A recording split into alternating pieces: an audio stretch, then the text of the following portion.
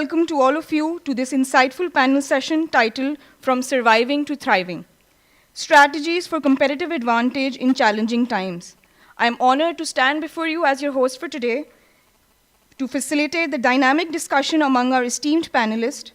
Today we have assembled a remarkable panel of experts, each a trailblazer in their respective fields, where we will be delving deep into strategies that can help organizations not only survive, but also thrive in the face of adversity. Starting with the introduction of our panelists for today. First and foremost, I request Sir Irfan Ahmed to come up on stage.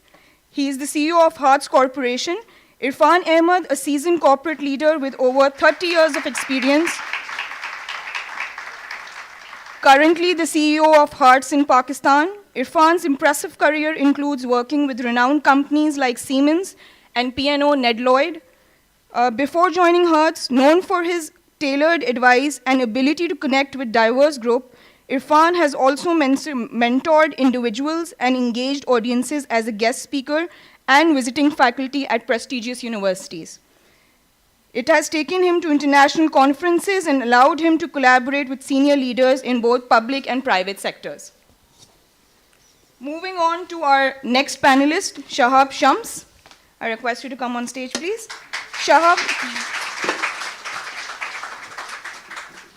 Shahab Shams is an accomplished supply chain professional with a remarkable track record of implementing innovative technologies, driving impactful change with a bachelor's degree in industrial engineering and a master's in business administration. Shahab brings a strong blend of technical expertise and strategic thinking to his work. With over 30 years of experience, Shahab has held key leadership roles in renowned companies such as K Electric, Engro Foods Limited, Arabian Gulf Manufacturing, Pizza Hut Pakistan, Indus Motors, and Mohammad Nasir Al Hajri Co Limited. His achievements include implementing integrated business planning solutions, overseeing major construction projects, and serving as the general manager of K Electric. His relentless drive to create a difference through vision and capability has established him as a valuable asset in the field of supply chain management. Moving on to our third panelist for today, I am delighted to introduce Umair Hamdani, an esteemed panelist and a strategic thinker who brings a wealth of expertise and insights to the table.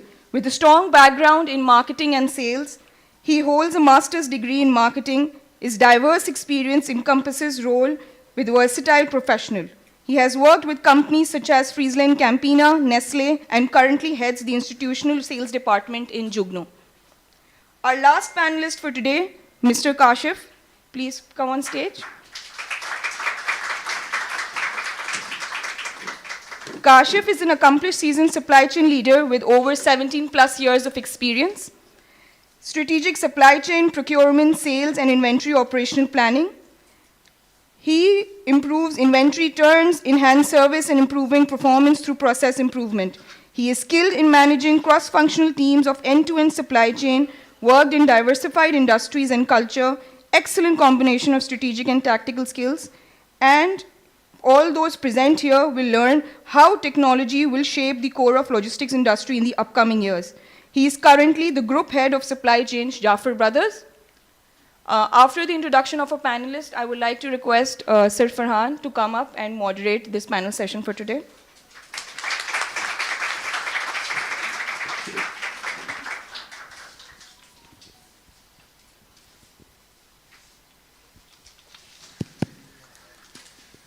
Hello.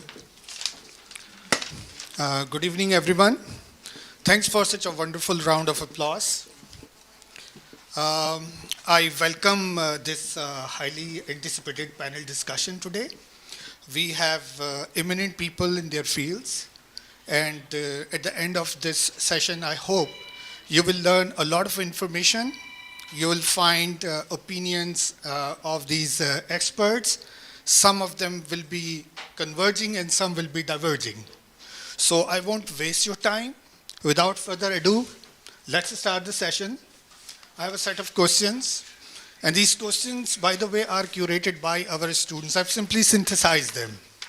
So let's see how our eminent specialist guest panelists come up with. So the first question that I'm going to ask right now is about the ongoing social, political, and economic crisis of the country.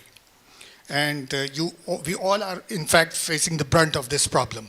So how do you see it? So let's start with Irfan Saab. Hello. Assalamu alaikum. First of all, I don't know. The praise that I have been given, I deserve that. This is one thing that needs to change, not in Zabist, across Pakistan. That why do we praise people so much that perhaps they don't even deserve? So while I have worked for about 3 decades, that's right. While I started my career with Siemens and worked with Maersk, and then now I am CEO of Hertz, but whether I deserve this praise or not, I don't know. You guys will know at the end of the day whether I was able to add something, so new information for you, useful information for you or not. So let's start with the first question. Political scenario, economic scenario. When I was in a school, there was a crisis in Pakistan. And what I remember was, Zabis Dikkar yaad aaya, that there was a dictator in Pakistan and a democratic government was overthrown. And then there was somebody say that it was a judicial murder. Some say he was a killer. There are different opinions. But at the end of the day, an elected prime minister was hanged. So there was a crisis. Then there was a crisis in Karachi throughout the time when I was studying. And perhaps you also know that there were people in Karachi who could close Karachi at any moment of time. So there was a crisis. And perhaps you guys and girls were born during that crisis period. Then in 2007, I came to know, and we all came to know, that there is a lawyers movement and there is another dictator and the lawyers and the judges are fighting. And now in 2023, again, the same process has started. So if all these people, and including your professor, have survived during this period, you will also survive. So this is the first message that I can give to you. In every country, these sort of situations do happen, and we are perhaps very fortunate and lucky that we keep on getting these every 5 years. So don't worry, you will get it, the same situation throughout your life as long as you are in Pakistan. Now, when it comes to the fact that the situation, economy, I think the economic situation is difficult across the world. I mean, I heard on television that 700,000 or 800,000 young people left Pakistan last year. Right, this will happen again and again, but you all know what is the population of Pakistan. How many millions now? 23? 250 million now? So 250 million, we all cannot run away from Pakistan. So we will remain in Pakistan, be positive. As we all say that if there is a glass and half of that is filled and half of that is empty, what would you like to see is depending on you. So my view is that I have survived these 30 years and I have progressed in my career also in those 30 years. Inshallah, all of you will also do. So I don't see any reason to be pessimist about this situation. This will go on. Maybe in the next 2 to 3 years, you will see a change in Pakistan. Maybe there will finally be a general elections in Pakistan. Then what? Do you think everything will be fine? No. These situations will remain. And during this, all the process, another character came in called COVID-19. And everybody was thinking now this is the end of the world. But was it? No. So I don't think so. I think world will go on and you also will, inshallah, progress. Okay, with this positive note, let's see what Shahab Shams Saab says about it. Hello. As you said, thank you very much for the praise. वाकई बहुत ज़्यादा था. लेकिन the important thing is हमारी जो journey है ना पाकिस्तान की, वो अगर हम वैसे देखें और अपनी जर्नी देखें तो ये जो हम we are used to of riding the tide. ठीक है, तो वो ये प्रॉब्लम नहीं है. द बेस्ट पार्ट इज कि आई ऑलवेज सी कि when you are on a burning platform, the only way is up. So I think it's the fathers that we have gone now. तो हमारा अब वाहिद जो pathway है वो अब ही है. So I am very optimistic about Pakistan. चीज़ें हैं. प्रॉब्लम कहाँ है? प्रॉब्लम ये है कि जैसे सर ने कहा ना कि 1.2 मिलियन के करीब लोग गए. प्रॉब्लम हमारा ये नहीं है कि लोग गए. आई वुड लाइक कि हमारे अच्छे टैलेंटेड लोग जाएं so that one day Google का CEO पाकिस्तानी हो.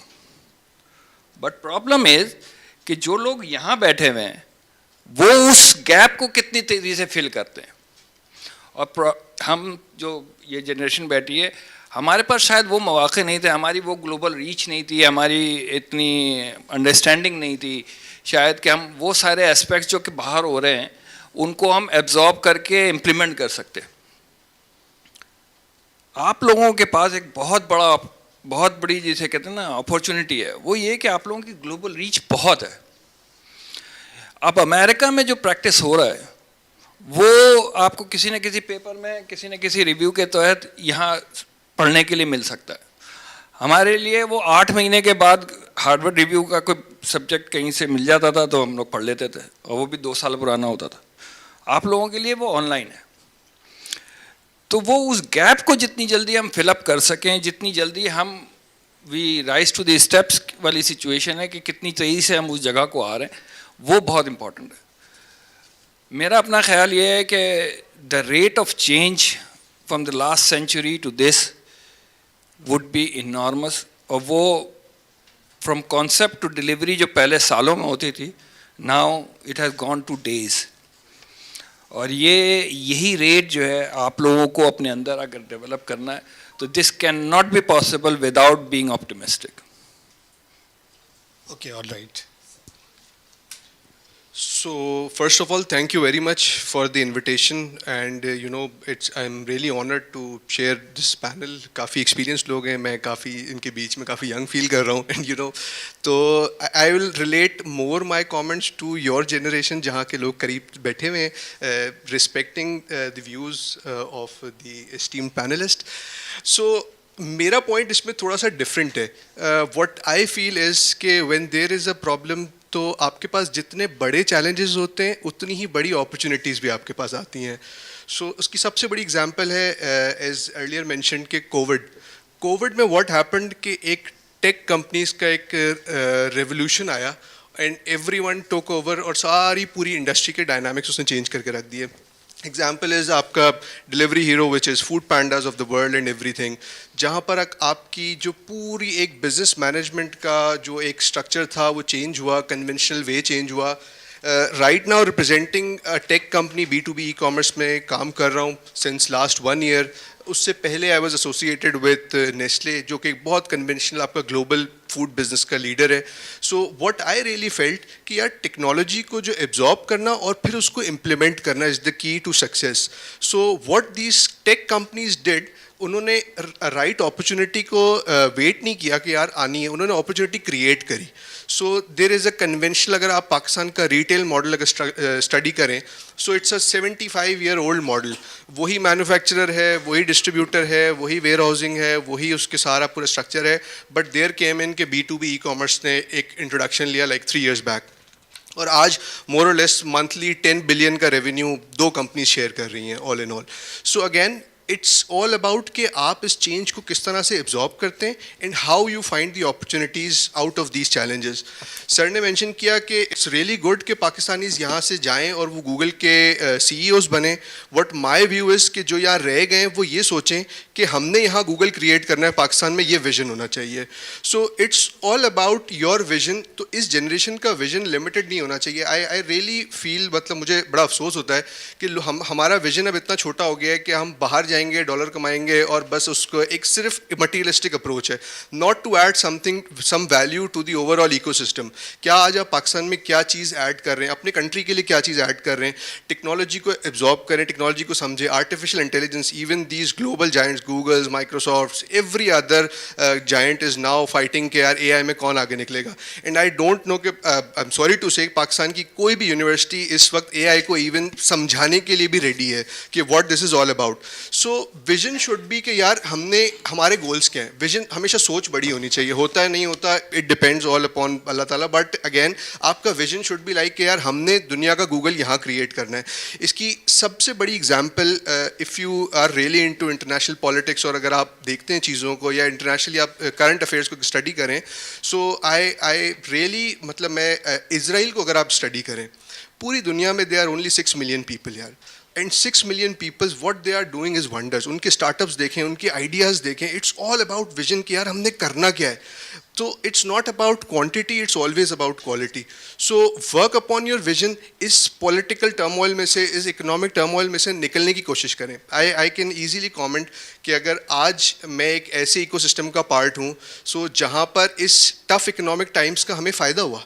We really are getting benefits from these tough times. उसका सिंपल रीज़न है कि एक कन्वेंशनल डिस्ट्रीब्यूटर, एक कन्वेंशनल राउट टू मार्केट जिससे पहले कंपनीज जो यूज़ कर रही थी, with petrol going to 300 rupees per litre, now it's nearly impossible for a conventional distributor कि वो अपनी ROI उससे जस्टिफाई करे. We being acting as a perfect RTM, एक सप्लाई चेन, एक हम एक सप्लाई चेन का रोल प्ले कर रहे हैं इसके अंदर. And you know we are acting as के यार आज 3000 SKUs एक ही जगह पे आपको अवेलेबल है, एक ही गाड़ी में. वर्किंग कैपिटल का चैलेंजेस, तो companies and suppliers and manufacturers are realising कि यार now we have to shift our strategies. So उसके लिए आपको अपना इंफ्रास्ट्रक्चर भी उसी तरह से बिल्ड करना पड़ेगा. सो वंस अगेन कि जब आपके पास चैलेंजेस आते हैं तो अपॉर्चुनिटीज़ भी उस तरह से आती हैं. But at the end of the day you need to have something जिसको आप बोलते हैं कि यार मेरा विजन दुनिया को लीड करने का होना चाहिए. मेरा विजन छोटा नहीं होना चाहिए. जहां आप अपनी दुनिया को लीड करने की बात करेंगे ना, वहां पर आइडियाज़ भी आएंगे और फिर एग्जीक्यूशन भी होगी, और फिर क्वालिटी ऑफ एग्जीक्यूशन भी उसमें बड़ी मैटर करती है. तो ये सारी चीज़ें मिलके एक आपका एक बोलते हैं टूल्स होंगे to you know to excel in life, और अपने आप को या अपनी इकोनॉमी को या अपने कंट्री को दुनिया में लीड करवाने का. एंड आई कम्प्लीटली अग्री कि जो मुझे लगता है कि political situation will remain same मेरे ख्याल से जब तक शायद हम हैं इस मुल्क के अंदर. So yes. All right. Good to see all three, panelists are in very positive mood. They are, continuously giving you ideas that himmat nahar, mehnat gar, right? So let's see our fourth panelist, Mr. Kashif, what he says about it. Assalamu alaikum everyone. So I was a part of Zabist. I've done my MBA in Zabist 2010 actually. Then I was a part of faculty 2011 to 2014. Then I relocated to Dubai. I taught Dubai Zabist campus for about 1 year. Then 2018 I came back. So I feel very proud. I again, came here and gave us some knowledge session, and our panelists is also very well, valuable advice they are giving. So I have a different perspective, little bit different perspective, and I always believe, so I just want to start my discussion to make a certain case कि you guys have seen जो पानी का जहाज़ होता है उसमें ship का जो captain होता है very critical actually. So it is very easy to run the ship actually in the normal circumstances. But जब storm आता है तो captain की जिम्मेदारी होती है. Either they have two options कि वो उस जगह stagnant करे, survive करे, sink से अपने आप को बचाए. Second option was that कि जो विंड है, विंड को यूज़ करते हुए अपनी स्पीड को तेज़ करे और उठ विंड से निकल जाए. ठीक है.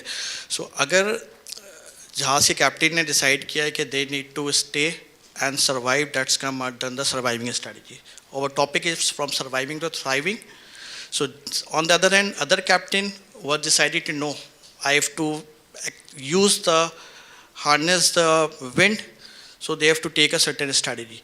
Similarly, when you come to the corporate world, actually it is very different from the academic side. So believe me, when you guys will come and enter into the corporate life, it was 180-degree change actually. So you will see that there are different type of the leaders. Some leaders are the risk aversion, वो risk नहीं लेते. ठीक है, जिस तरह चल रहा है चलते रहें. As we were discussing offline actually in Pakistan, what the normal majority of the companies are doing, they are going for the layoff, they are going for the process optimization, right? They are cutting their operations actually. That's come other surviving. On the other hand, the other companies are there who are going for the more expansion, more aggressive strategy and more innovation. So I just want to quote the example of the Nokia and Apple. I think everyone know Nokia was in 2000. I hope all of you born in 2000 actually. So, you know, Nokia was the, yeah. So Nokia was the market leader actually. So what the Apple has done, Apple came with the new innovative products. So जो Nokia की strength थी, durability and battery life. So Nokia ने, Apple ने उसके ऊपर काम नहीं किया. Apple has came with another strength, there's an innovation. And 2007, they came, and now Nokia is, I think, they have a very small portion, and Apple is growing day by day basis. Similarly, Samsung came, and they are competing the Apple. So again, जो surviving companies होती हैं in the term of the economic conditions, political condition, they are, you know, make themselves stagnant with the no investment, even lay off the employees. On the other hand, जो innovative companies होती हैं, there are numerous examples in the global. Netflix versus Blockbuster. Blockbuster के शायद नाम ही नहीं सुना होगा आपने. Blockbuster was competing the Netflix. So again, depend upon the how the business organization take the risk. Secondly, academics पे से बात करें हम, तो मैं थोड़ा सा disagree करूँगा अपने panelists से, because all of you know कि Facebook का नाम चेंज होके Meta हो गया. तो next 5 to 10 years में I think हमें यहाँ पे आने की ज़रूरत भी नहीं होगी. Through the metaverse, we can go into the certain cloud or certain हम network में जाके हमें सिर्फ internet चाहिए, VR या हमें virtual reality के कुछ equipment चाहिए, we can go and we can take the session as well. Similarly, जिस तरह हमारी बात हुई brain drain, I think it is a very positive. I spent 5 years in Dubai. I worked with a numerous project with global companies, so it totally changed my perspective. Then I came back with a certain knowledge that I transforming to my team, to local universities and other thing as well. So again, there are another factor, the remittance as well. You know, Pakistan, every Pakistani monthly basis, we are getting $2 billion of the remittance. And I don't know, you guys know, no, Indian people are sending $100 billion on the monthly basis in the term of the remittance actually. So, जो next 5 to 10 year आ रहे हैं हमारे पास, उसमें digital twins की technology, metaverse, ये revolutionary काम कर देगा. और I think we don't need to go anywhere. By sitting in Karachi, you can go and you can connect with the US companies, और आप Microsoft के लिए भी काम कर सकते हैं कराची में बैठ के, even Google के लिए भी काम कर सकते हैं. So amazing next 5 years. Similarly, as academic side, you guys need to be updated yourself on the daily basis, at least monthly basis कि क्या trends आ रहे हैं. Otherwise, obsolete हो जाएंगे आप लोग. Yes, that's right. Absolutely correct. In fact, we will discuss this further. We have a list of questions. So, one of the questions related to technology as well, but it will appear after 2 or 3 questions. So, before we go into the detail, we are academics. We teach, strategic management related terminology very frequently. So the people who are sitting in front of you are those people who are working in industry. So let's see how close they are with the terminology that we teach you here in classrooms. So there is a term that we frequently use or teach is competitive landscape, a flowery term. So all of you are coming from different backgrounds and all of you are into some kind of competition. So please tell something about how do you see competition in your respective field. Let's start with Irfan Sahab. A very brief answer.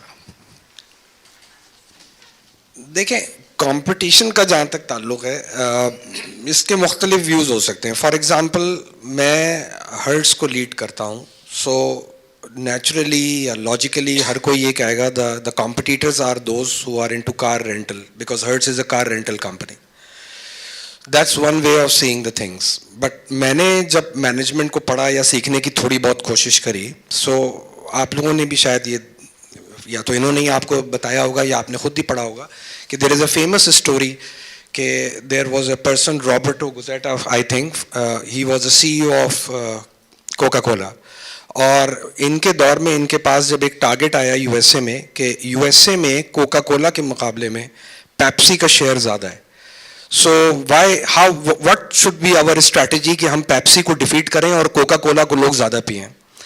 सो मुख्तलिफ sales के लोगों ने competition की बात, competitive analysis की बात हुई, अपनी मुख्तलिफ एनालिसिस दी कि this is how we can defeat Pepsi. And बड़े बड़े प्रेजेंटेशन आप लोग भी बना के देते होंगे अपने सर को, और बड़ी 15-20 मिनट की प्रेजेंटेशंस होती होंगी, क्वेश्चन आंसर. तो उसको भी उसके सेल्स के लोगों ने they gave him presentation and then he said कि लुक, आपका पूरा फोकस जो है वो इस बात पर है कि पेप्सी को कैसे गिराना है, पेप्सी को कैसे डिफीट देनी है. Where as I am thinking something else from the competition point of view.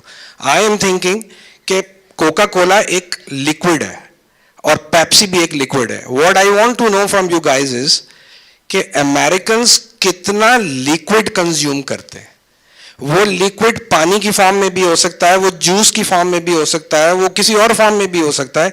I want to know कि वो कितना है. तो पता ये चला कि जी वो 80-90% तो वो है. तो उसने कहा मेरा कंपटीशन पेप्सी नहीं है, मेरा कंपटीशन वो लिक्विड है. मैं ये चाहता हूं कि ऐसा कुछ करें कि अमेरिकन्स जब भी उनको पीना हो लिक्विड तो उनकी फर्स्ट चॉइस कोका कोला हो and nothing else. I am not competing with Pepsi.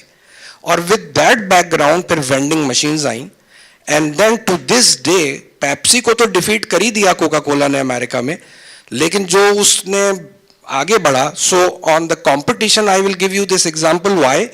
Because मैं कार रेंटल कंपनी को कर रहा हूं तो मैं देखूंगा नहीं कि कार रेंटल कंपनी को भी मैं देखूं. So I will give you my example. हमारा एज हर्ट्स जिसको मैं लीड करता हूं, main competition car rental company नहीं है, बैंक्स हैं. Because people go to the banks and lease the cars from bank, जो कि हम ये काम करते हैं. तो हमारा जो मेन कंपटीशन है वो बैंक है, और वो इतना बड़ा कॉम्पिटिटर है बैंक कि हम उसके आगे कुछ नहीं है. So I will discuss that later. मैं अभी इसको यहीं पर रोकता हूं कि what is our strategy to deal with that competitor, जो कि बज़ाहिर कार रेंटल कंपनी नहीं है. सो वो फिर इसको मैं अभी शॉर्ट कर रहा हूं and I will come back to that point कि how we manage that situation. Shahab साहब, brief.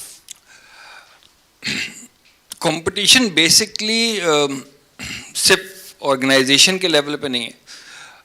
What ever your stakeholders are within the organisations और around it, whatever services you are doing is a competition in itself. एक aspect है जो आप लोग थोड़ा सोचेगा, हम इंशाल्लाह बाद में इस पे आएंगे, उसको कहते हैं velocity mapping. Previously what happens is हम कॉन्सेप्ट टू डिलीवरी की बात किया करते थे प्रोडक्ट के रेफरेंस. आजकल ये कॉन्सेप्ट प्रोसेसेस और सर्विसेज के लिए अप्लाई हो रहा है. How soon you can give a service to a person that will determine your place in the market. This is as simple. Ayo. Umar साहब. So to me, जब आप when you talk about comparative advantage, तो आपको दो चीज़ें बड़ी important देखनी होती है, अपनी स्ट्रेंथ्स, मार्केट की अपॉर्चुनिटीज़, बल्कि तीन चीज़ें, और आपके जो कंपेरेटिव लैंडस्केप के अंदर जो दूसरे प्लेयर्स होते हैं उनकी वीकनेसेस. फिर आप उसके बाद एनालिसिस करते हैं ओवरऑल के मार्केट के अंदर वो कौन सी चीज़ें हैं, वो इंडस्ट्री को वो क्या रिक्वायरमेंट्स हैं जो कि हमें जिसके अकॉर्डिंगली हमने अपने कस्टमर को सर्व करना है. So when it comes to comparative advantage, मैं इन दोनों की बातों में एक एक चीज़ और ऐड करूँगा. सो जब आपका फर्स्ट मूवर एडवांटेज की जहाँ बात आती है, so it's all about quick service, कि आप कितनी जल्दी एक मार्केट की नीड को आइडेंटिफाई करके उसको केटर करना शुरू करते हैं. वो आपका स्किल सेट. प्लस दूसरा ये कि आप मार्केट की इनसाइट्स आपके पास कितनी जल्दी आती हैं. मैं इनकी एग्जांपल को आगे फर्दर शेयर करूंगा. बैक इन एंग्रो, सो हमने भी यही किया था कि जब आपका हम एक UHT मिल्क की मार्केट साइज़ का एनालिसिस कर रहे थे, सो एवरीवन थॉट कि यार हम मिल्क पैक से कम्पीट करें या किससे कम्पीट करें. सो इंटरनली एक चीज़ डिसाइड हुई कि यार पाकिस्तान की जो लूज मिल्क मार्केट है वो 91% है of the total milk consumption. So why can't we go for loose milk rather than कि हम milk pack को target करें. So उसमें we decided to make our product available at every fresh milk shop, कि जहाँ पर fresh milk consumer आए उसके पास एक option create हो to buy that packaged milk. So it's all about looking the industry in a different way and servicing the industry in a different way. Sir. So I think all of the three panelists explained in a very good manner. So I just want to further add is about कि आपकी product line क्या है. Either your product line is innovative or your product line is standard or commodity items. So when we are talking the innovative, as I shared the example earlier, is Apple versus Nokia. If you're talking about the milk, same thing that we were discussing, the Nestle, there are some other competitor is also there, Angro and other things. So competitions come. So competition beat hota hai with respect to the cost, how much the cost you are bearing in the entire supply chain. So again, in the corporate world is about the survival and how much or how much profit are you earning at the end of the day. आपकी bottom line क्या है. So supply chain का बड़ा critical impact है. इससे in addition to three participant, I think उसको मैं थोड़ा highlight करना चाहूँगा कि whenever you talk about the supply chain, so supply chain is a strategic function actually. Before COVID was the back office function actually. So when it's arrive after the COVID, when there's stock out और जहाँ पे आपको जो चीज़ available होती थी, even mask भी आप लोगों ने यूज़ किए होंगे तो इवन के ब्रांड नहीं देखते थे, बस हमें मास्क चाहिए, right. So people earn a very hefty profit actually. So जिसके पास स्टॉक मौजूद था उसने उसको यूटिलाइज़ किया और जिसके पास नहीं था definitely lose the market. So competition create करता है इनोवेशन और eight the end of the day innovation benefit करती है एंड कंज्यूमर को. रिसेंटली एग्जांपल कोट करना चाहूँगा चैट जीपीटी की. आई think everybody is using and helping your assignment as well. Similarly, they are also helping the profession like us as well. So I'm personally using as my assistant actually. So I'm taking a lot of help about it. So after ChatGPT, I think thousands of the new artificial intelligence software that are coming into the market, and it's very useful for all of us. So again, जब नई technology आती है कुछ competition ख़त्म भी हो जाते हैं.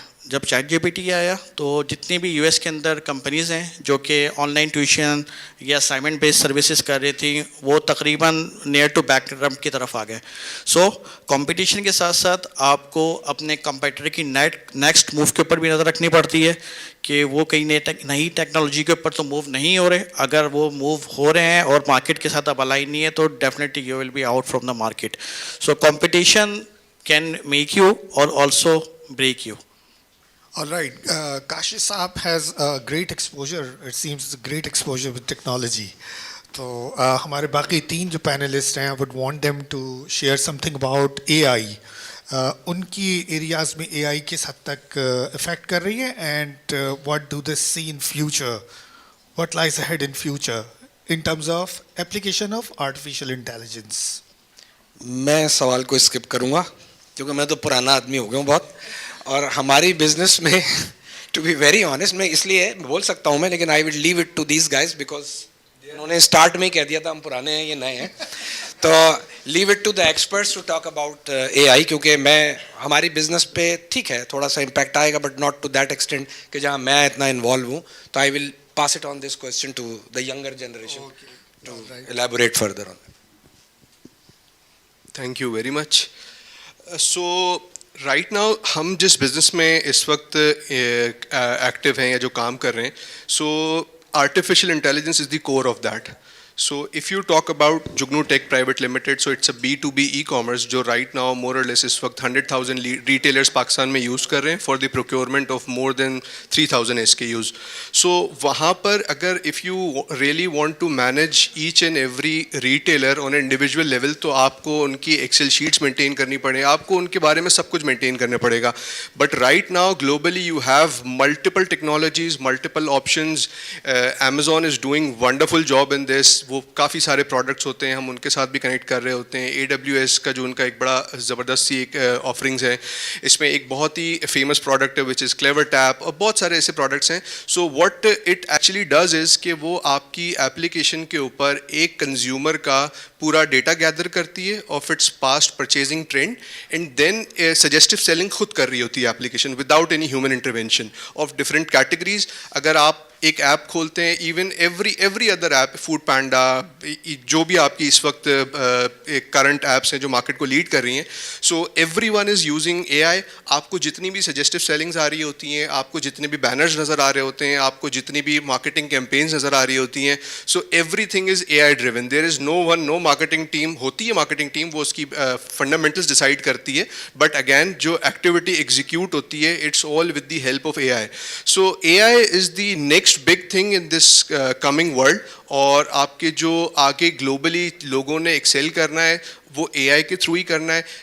अगर मैं एक छोटी सी एग्जांपल है, so when it comes to Pakistan, so we never thought Pakistan में, even after working with Nestle professionals for last 6 years, I realise कि पाकिस्तान में फूड सर्विसेज इंडस्ट्री सबसे ज़्यादा स्ट्रगल करती है when it comes to procurement. एक बाहर की एजेंसी, एक ग्लोबल डेटा नाम की एक एजेंसी है, उन्होंने एक रिसर्च कंडक्ट करी एंड इट शोज़ कि पाकिस्तान की सिर्फ food service market is $10.5 billion. मतलब आज हम 1 बिलियन के लिए IMF के पास घूम रहे हैं, और पाकिस्तान की इंटरनल मार्केट इज़ $10.5 billion, जो कि अनस्ट्रक्चर्ड राउट टू मार्केट से सर्व हो रही होती है. So there comes the opportunity कि यार एक $10.5 billion की मार्केट को मैंने किस तरह एक प्लेटफॉर्म पे लेके आना है और उसको स्केल किस तरह करना है. So when it comes to scaling at a lower cost, तो AI आपको वहाँ पे हेल्प करता है to make your commercials viable, और उसके बाद आपके बिजनेस को एक लीडरशिप पोजीशन में लेके आना. All right, would you like to add something? आप में से कितने लोगों ने एक्सपीरियंस किया कि आप अपने फ्रेंड्स से या फैमिली सर्कल में किसी प्रोडक्ट के बारे में बात कर रहे हैं और आपने फेसबुक ऑन किया और सडनली वो प्रोडक्ट डिस्प्ले होने लग गई? I think everyone. तो that's the magic of the AI actually. So AI क्या करता है आपकी, एक्चुअली इन फेसबुक ले लें, आप ट्विटर ले लें, या आप ई-कॉमर्स टूल आप कर लें, या B2B टूल्स, वहाँ पे आपकी पैटर्न को रीड करता है वो, in the combination of the AI and the machine learning, और आपका एक पोर्टफोलियो और आपका एक प्रोफाइल बनाता है. सिमिलरली वीडियोस भी आपकी उसी तरह ही आ रही होती हैं जो आपने सर्च की हुई होती हैं, ठीक है. प्रोडक्ट्स भी इस तरह आ रही होती हैं आपके पास. So again AI is one of the biggest thing actually that is around us, और इसकी डिमांड ठीक ठाक है. It will be replace around 2.5 million professional till 2025 as per the latest report of the world global forum.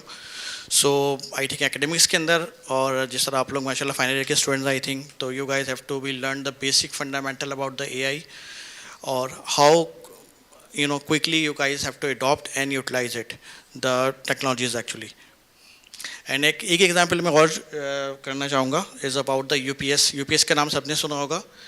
UPS ने last year अपनी transportation services में AI के through, और IoT is internet of thing is one of also the technology thing, उन्होंने route mapping की, और after 1 year they are able to successfully reduce 100 million miles and 10 million liter of the petrol, gallon of the petrol actually, petrol and diesel actually.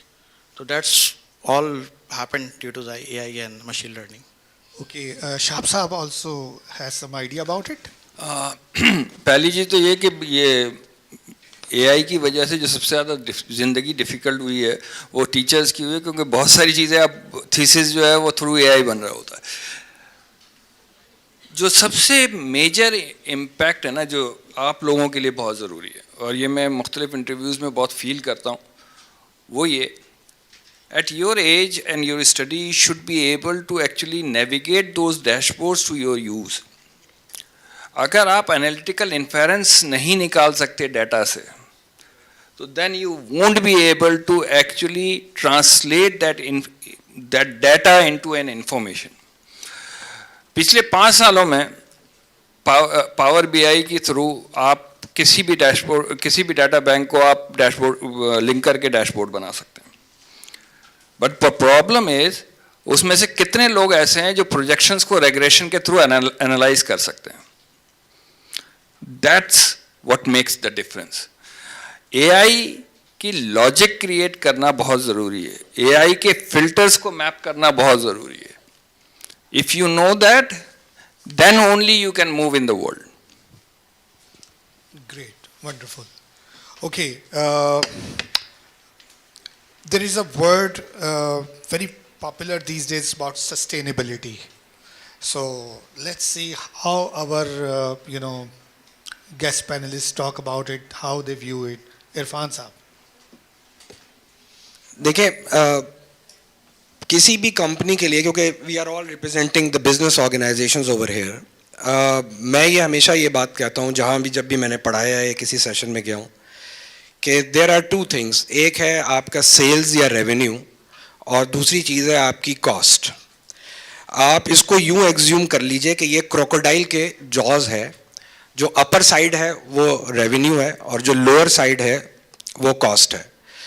अगर किसी भी company को, organisation को sustain करना है, सरवाइव करना है या थ्राइव करना है, तो ये जहन में रखें वो जो दो जॉज हैं क्रोकोडाइल के वो खुले रहने चाहिए, क्योंकि अगर वो बंद होंगे तो आप उसमें आके मर जाएंगे।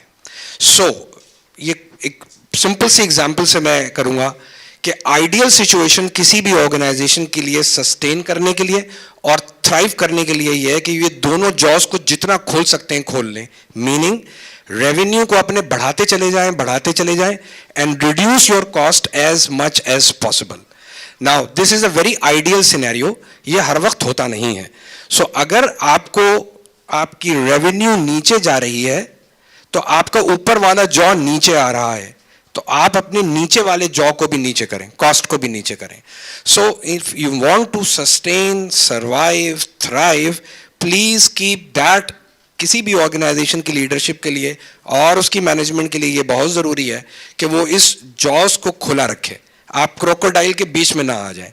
So the bottom line is either increase your revenue, reduce your cost is the ideal scenario, but if your revenue is decreasing, you should make attempts to reduce your cost as well, ताकि आपकी profitability भी रहे और आप sustain कर सकें। और हर organisation इसी के लिए काम करती है eight the end of the day, वरना ईदी की तरह हर कोई आदमी काम नहीं करता कि उनका कोई प्रॉफिट नहीं है, वो नॉन प्रॉफिट ऑर्गेनाइजेशन है। सो यहाँ पर जो लोग बैठे हैं वो सब के सब इसीलिए जॉब भी कर रहे हैं, इसीलिए आप भी जॉब करेंगे most probably, most of you, कि जिन ऑर्गेनाइजेशंस में आप चाहेंगे कि उनकी प्रॉफिटेबिलिटी बढ़े, और उसका तरीका यही है कि दीज टू आप जहन में रखें example jaws of the crocodile. मेरा ख्याल है जितना अच्छी तरह से आपने एक्सप्लेन किया है वो उसमें मज़ीद कुछ ऐड करने की ज़रूरत नहीं है। एक एंगल है ज़रूर इसका, how to actually sustain and develop. मसला ये होता है कि ऑर्गेनाइजेशंस के अंदर, ये मेरी थोड़ी थिंकिंग भी है, पाकिस्तानी कल्चर में भी और अक्रॉस द वर्ल्ड, हम ट्रेनिंग को as an expense account treat करते हैं।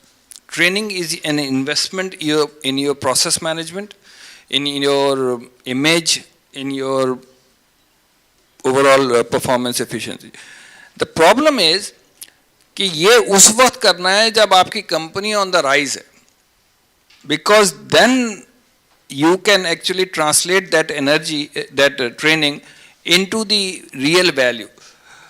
दूसरी एक बहुत important aspect ये है कि हम लोग अगर थ्राइव करना चाहते हैं तो जो एक एस्पेक्ट है वो ये है कि हमें प्रोसेस ओनरशिप्स को डेवलप करना पड़ेगा। हम लोग as a society in at large and as corporates in particular, we like to feel important, तो और उसको हम ऑर्गेनाइजेशंस में थ्रू अप्रूवल मैट्रिक्स कंट्रोल करते हैं और through transactional controls. If organisation needs to drive, they need to create process owners, और उनकी ओनरशिप जो है वो डेवलप हो। आप लोग ज़्यादा बेहतर तरीके से अपने आप को एनालाइज करें। और दूसरी बात ये कि एक और कॉन्सेप्ट है मैट्रिक्स ऑर्गेनाइजेशन का, कि matrix organisation would be able to sustain the different brands of the sites. Hello, अच्छा, इस चीज़ के ऊपर थोड़ा सा मैं ना अपनी ऑडियंस को एक स्टेप पीछे लाना चाहता हूँ। सो स्पेशली पाकिस्तान के अंदर, या इवन क्योंकि सिंस मैं यहीं का ग्रेजुएट हूँ, हमारे पास जो बिज़नेस मैनेजमेंट ग्रेजुएट्स होते हैं specially from sales and marketing वाली साइड पे, वाइल स्टडिंग काफ़ी ग्लैमरस किस्म की आपको चीज़ें नज़र आ रही होती हैं। एड कैंपेन्स, तो ये तो इंस्टा कैंपेन्स, तो फेसबुक कैंपेन्स, और when ever you guys go into your final year projects या इवन टर्म प्रोजेक्ट्स की भी बात कर रहे होते हैं, तो हम सजेस्ट कर देते हैं कि यार मैं इतने की ऐड चलाऊंगा, इतने की फेसबुक कैंपेन चलाऊंगा, इतने की ये करूंगा, without getting into the details कि उसका ROI क्या होगा, एवरी रुपी स्पेंड उसके रिटर्न में मुझे क्या पैसे मिलेंगे।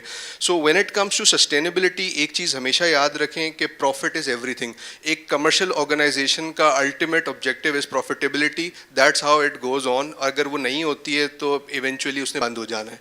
पाकिस्तान में रिसेंटली एक स्टार्टअप्स की बहुत हेवी वेव आई थी और उतनी ही स्पीड से बंद भी होना शुरू हुए थे।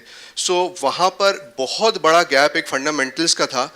जहाँ पर बिजनेस के अंदर जब आप पीएनएल को देख रहे होते हैं तो कैश बर्न करने को एक ग्लैमर की तरह एक फैशन बना के यूज़ कर रहे थे कि हम बर्न करेंगे और हम 20 साल के बाद उसको सस्टेनेबल करेंगे और फंडिंग्स आती रहेंगी। ग्लोबली जब आपका एक पूरे फाइनेंशियल क्रंच में गए, यूएस इकोनॉमी क्रैश कर गई, आज 0.2% इंटरेस्ट रेट से वो 6% तक चले गए हैं। सो ग्लोबली पैसा वहाँ होल्ड हो गया है इस वक्त। दैट्स वाई पूरी दुनिया इस वक्त स्ट्रगल कर रही है कि आपके पैसे एक जगह पार्क हो गया है। सो पॉइंट इज़ कि जब आप सस्टेनेबल अप्रोच के साथ कोई भी बिजनेस करते हैं, it has to be really mature. I would really recommend and suggest you guys कि यार कोई भी प्रोजेक्ट करो, कोई भी टर्म प्रोजेक्ट करो, कोई मार्केटिंग प्रोजेक्ट करो, कोई भी, क्योंकि finance guys are very different. वो तो आपसे एक रुपए का हिसाब लेते हैं, ठीक है, but when it comes to sales and marketing तो वहाँ पर यही होता है, डिस्काउंटिंग कर दो, ऐड चला दो, ये कर दो, वो कर दो, रेवेन्यू बढ़ जाएगा, but without profit it doesn't make sense. So I would really request कि हमेशा अपने हर एस्पेक्ट को, हर एंगल को एज अ बिजनेस मैनेजर देखा करो, रादर देन एक मार्केटिंग मैनेजर और ब्रांड मैनेजर और अ सेल्स मैनेजर देखा करो।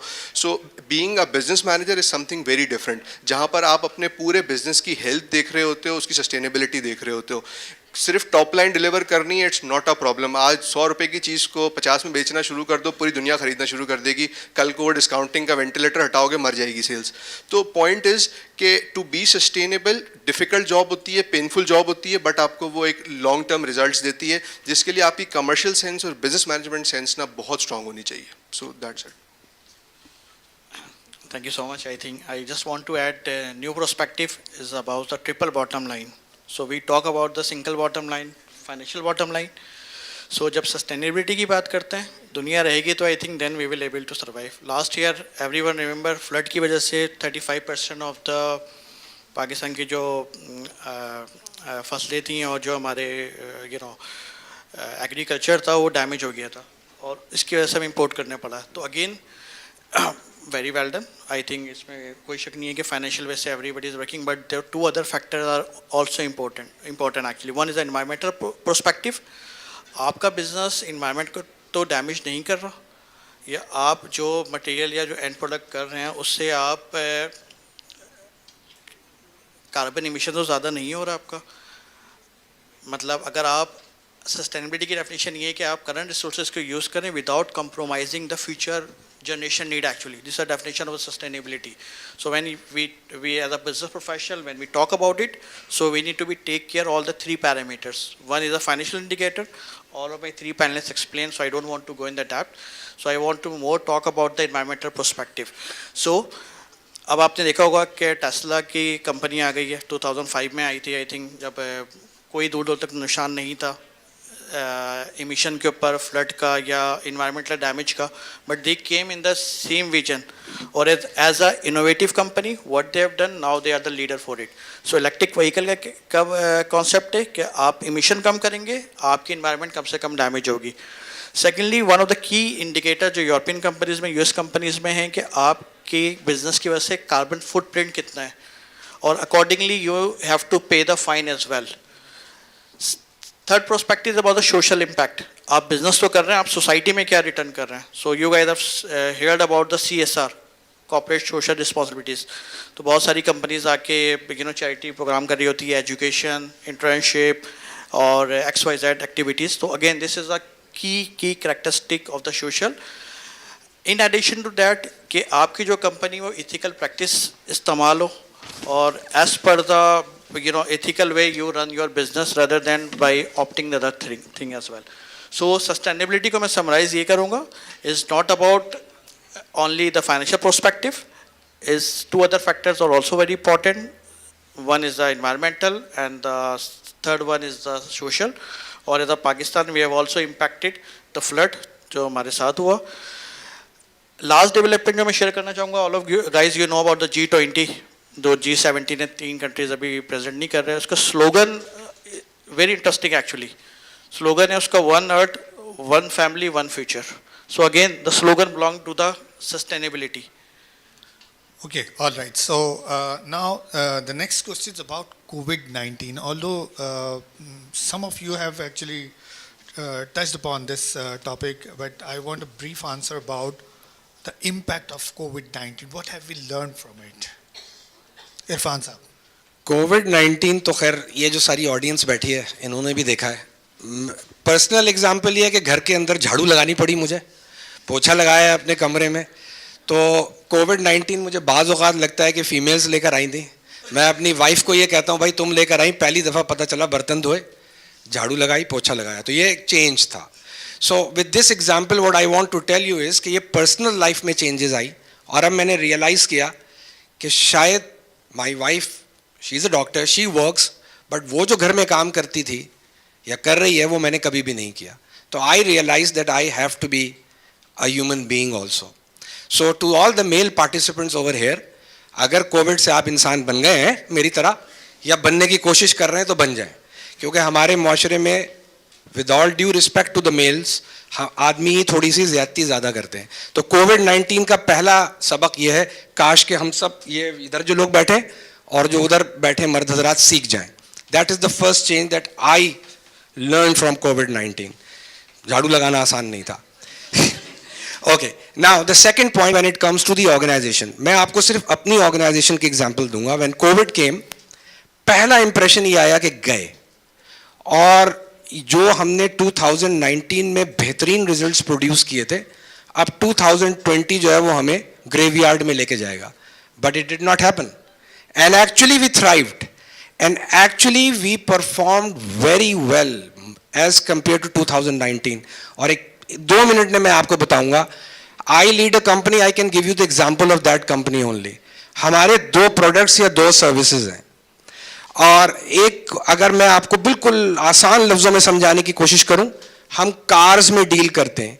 एक वो गाड़ियां होती हैं जो लॉन्ग टर्म के लिए लोगों के पास जाती हैं, 3 साल के लिए, 4 साल के लिए।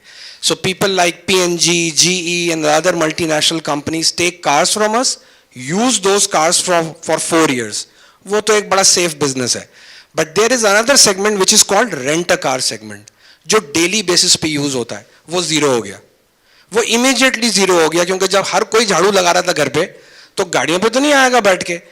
So the strategy my board and myself, we came up with that perhaps it is the time now to take an immediate decision कि 50-50 का जो mix है इन दोनों segments में, उसको 90-10 कर दिया जाए। Reduce the cars from that segment and shift it towards the long term. बहुत सारी कंपनियां नई गाड़ियां नहीं ले रही थी, नई हायरिंग नहीं कर रही थी।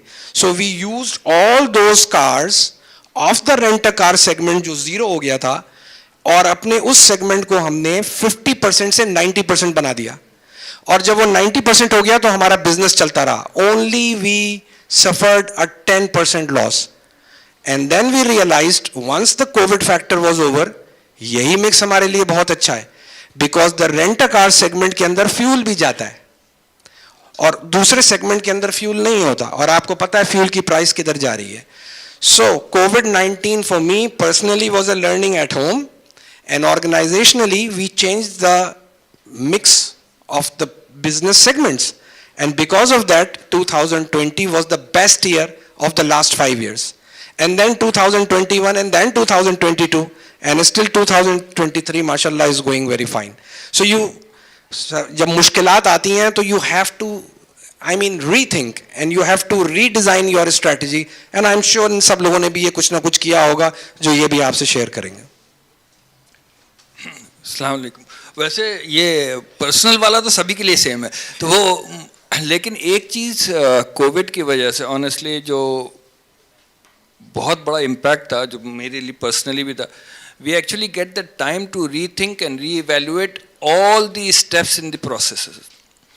We actually find out honestly कि बहुत सारे स्टेप्स सिर्फ और सिर्फ लोगों को इन्वॉल्व करने के लिए, उसकी कोई वैल्यू एडिशन नहीं है, एंड बहुत सारी चीज़ें बहुत लीन हो सकती हैं।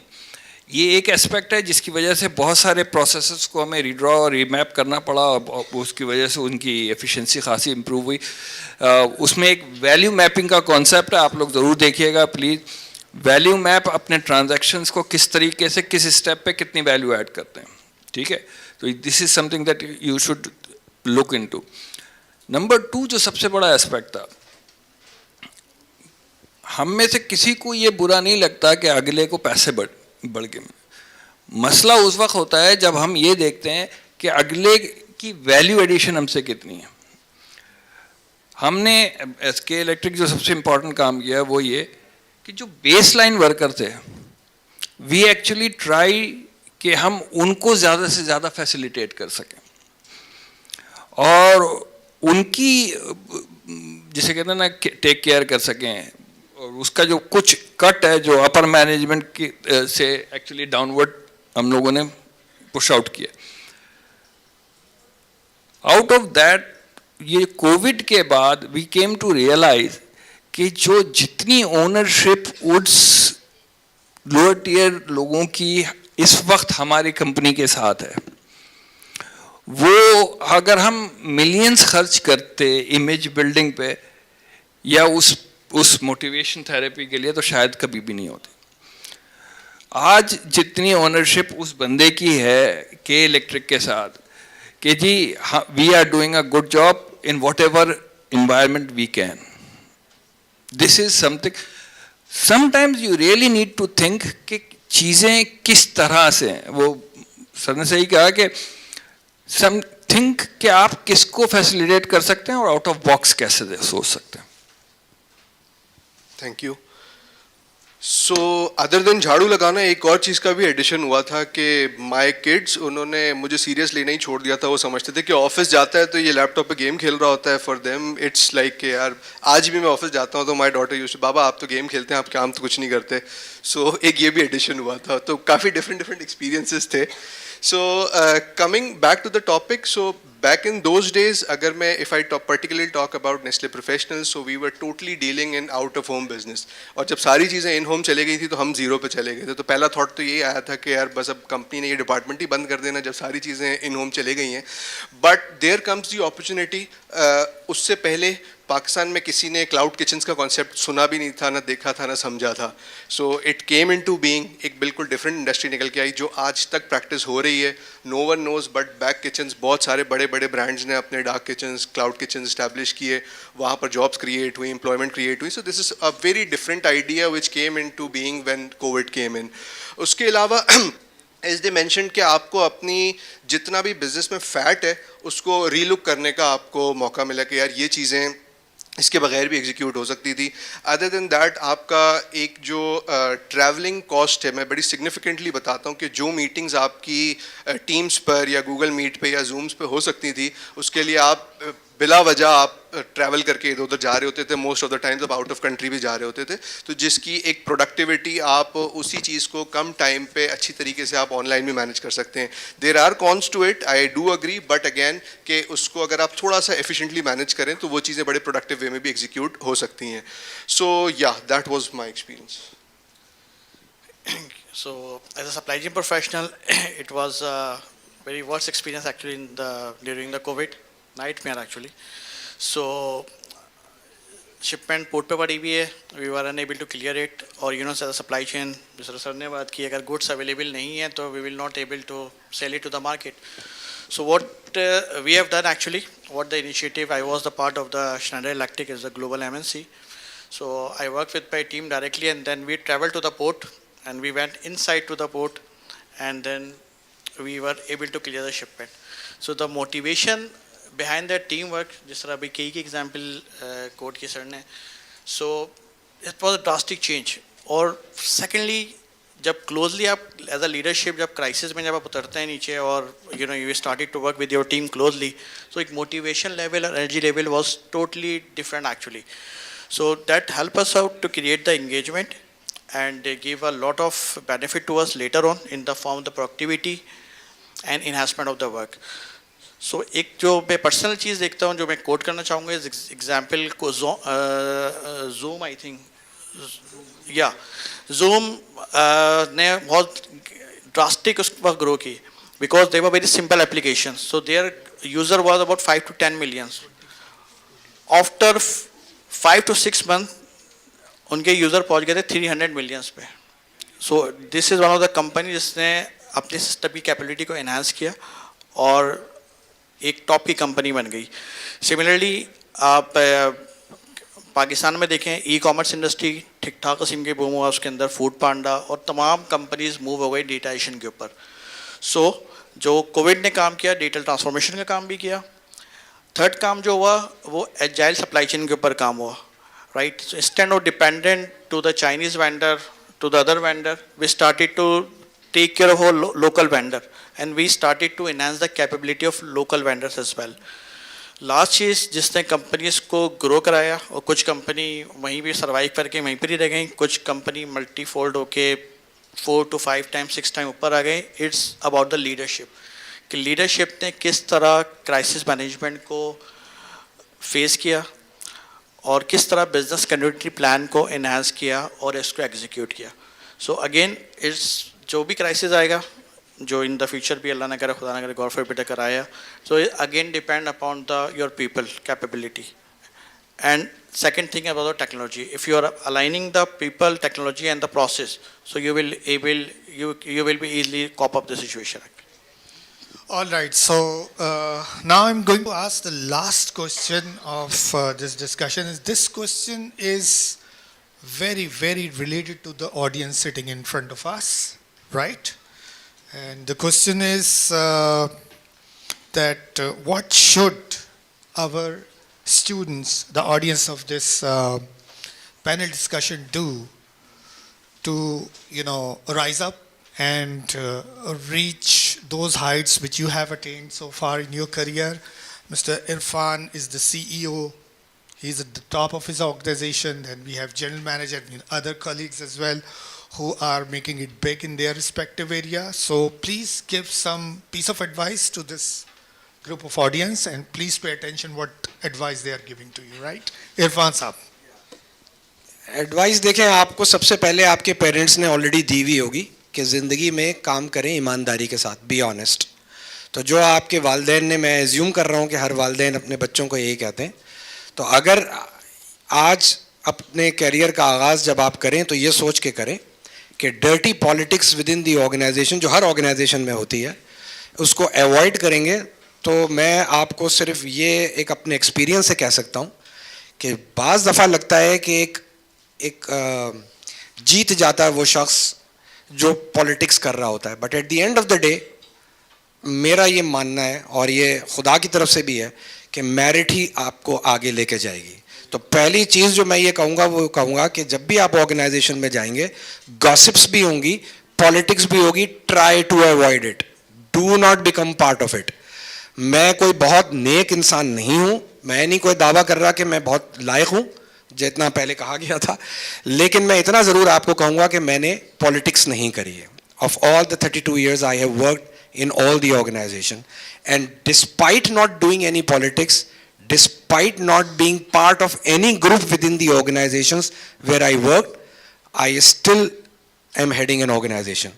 तो ये पहली बात मैं आपको ये कहूँगा कि जो आपको करनी चाहिए कि किसी पॉलिटिक्स में नहीं आनी चाहिए. दूसरी बात, always look for the changes. देखिए, जैसे कहा जाता है ना कि change is the only constant.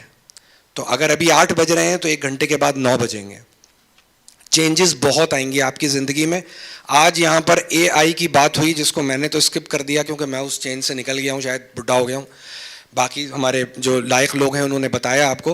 हो सकता है 30 साल के बाद आप लोग ये कहें, ये क्या चीज़ है AI और चैट GPT, ये पता नहीं किन बेवकूफ़ों ने ईजाद किया था. So with this I will and only I will give you one example. 2010 में ये एंड्रॉयड जब आना शुरू हुआ, मेरी 2 बेटियाँ हैं, दोनों ने कहा कि अब्बू हमें फ़ोन दिला दें. उनको छोटा सा फ़ोन दिला दिया और उन्होंने कहा कि आप क्यों नहीं आ रहे एंड्रॉयड पे. मैंने कहा मेरे पास ब्लैकबेरी है, ब्लैकबेरी बड़ा मशहूर होता था. मैंने अपनी ऑफिस की ईमेल बेटा ब्लैकबेरी से करता हूँ, I do not want to use this Android. अच्छा, बड़े फंक्शन है इसके अंदर, ये है वो है फलाना. मैंने यूज़ नहीं किया. 2011 I went to Singapore to attend hurts conference. वहाँ मेरी फ़्लाइट ज़रा सुबह पहले लैंड कर गई. होटल में मैं पहुंचा हूँ. होटल में पहुंच के मैंने चेक इन के लिए कहा तो उन्होंने कहा जी अभी रूम अवेलेबल नहीं है, वैसे भी टाइम चेक इन का 12 बजे के बाद है. मैंने कहा चलें ठीक है, आप एक काम करें, वाईफाई से कनेक्ट कर दें मेरे फ़ोन को. मेरा फ़ोन कनेक्ट नहीं हुआ, वो ब्लैकबेरी. मैंने कहा ये क्या, आपने मुझे वाईफाई गलत दिया. तो वो जो लड़की वहाँ रिसेप्शनिस्ट थी उसने किसी और को बुलाया, दूसरा पासवर्ड दिया, वो भी नहीं हुआ. चलिए आपके फ़ोन में कोई प्रॉब्लम है. मैंने कहा मेरे फ़ोन में कोई प्रॉब्लम नहीं है भाई. चलिए अब आपको हमारी जो टेक्निकल सपोर्ट टीम है IT की, वो आपको हेल्प करेगी, लेकिन वो आपको हेल्प करेगी चेक इन के बाद. मैंने कहा भाई मुझे घर में उस वक्त सिम भी नहीं मिल रही थी आसानी से हर जगह. वो 2010 की बात कर रहा हूँ, अब तो हर चीज़ बहुत तेज़ी से आगे बढ़ गई है 10-12 साल में। मैंने कहा ओके, कहनी वो एक वर्क स्टेशन रखा हुआ है होटल में, फेसबुक के जरिए लॉगिन करिए, अपनी फैमिली को मैसेज भेज दें। मैंने भेज दिया। चेक इन करने के बाद जब मैं कमरे में गया हूँ तो टेक्निकल सपोर्ट का बंदा आया, उसने मेरे फ़ोन को काफ़ी देखा, बड़ा कुछ करता रहा, वो भी नहीं कनेक्ट कर पाया। फिर उसने किसी और को फ़ोन किया, बड़ी देर 15 मिनट की बातचीत करने के बाद उसने मेरे ब्लैकबेरी फ़ोन को कनेक्ट कर दिया वाईफाई से। फिर मुझसे कहने लगा कि आप किसी बिजनेस रिलेटेड विजिट है आपकी, आप किसी ऑर्गेनाइजेशन में काम करते हैं? मैंने कहा जी मैं हर्ट्स में काम करता हूँ और इसी होटल में हमारी मीटिंग है। कह ले ये आपका ऑफिस का फ़ोन है? मैंने कहा जी। कह ले एक piece of advice for you. मैंने कहा what? When you go back to Pakistan, throw this phone out of the window and buy an Android one.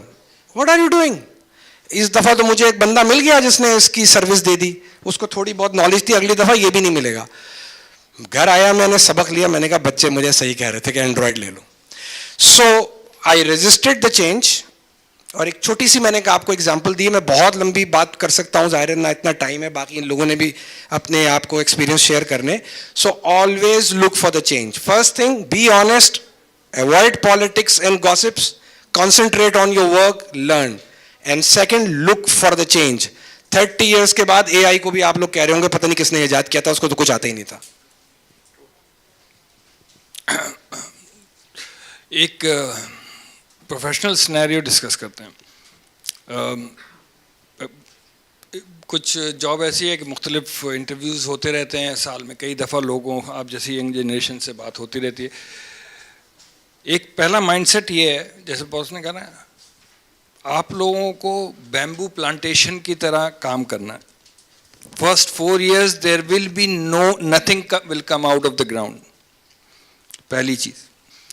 दूसरी चीज़ जो सबसे इंपॉर्टेंट है, first 3 years is for learning your how to manage your transactions accurately and what is the implication of your transaction on the other processes and how much impact it creates on the organizational goal.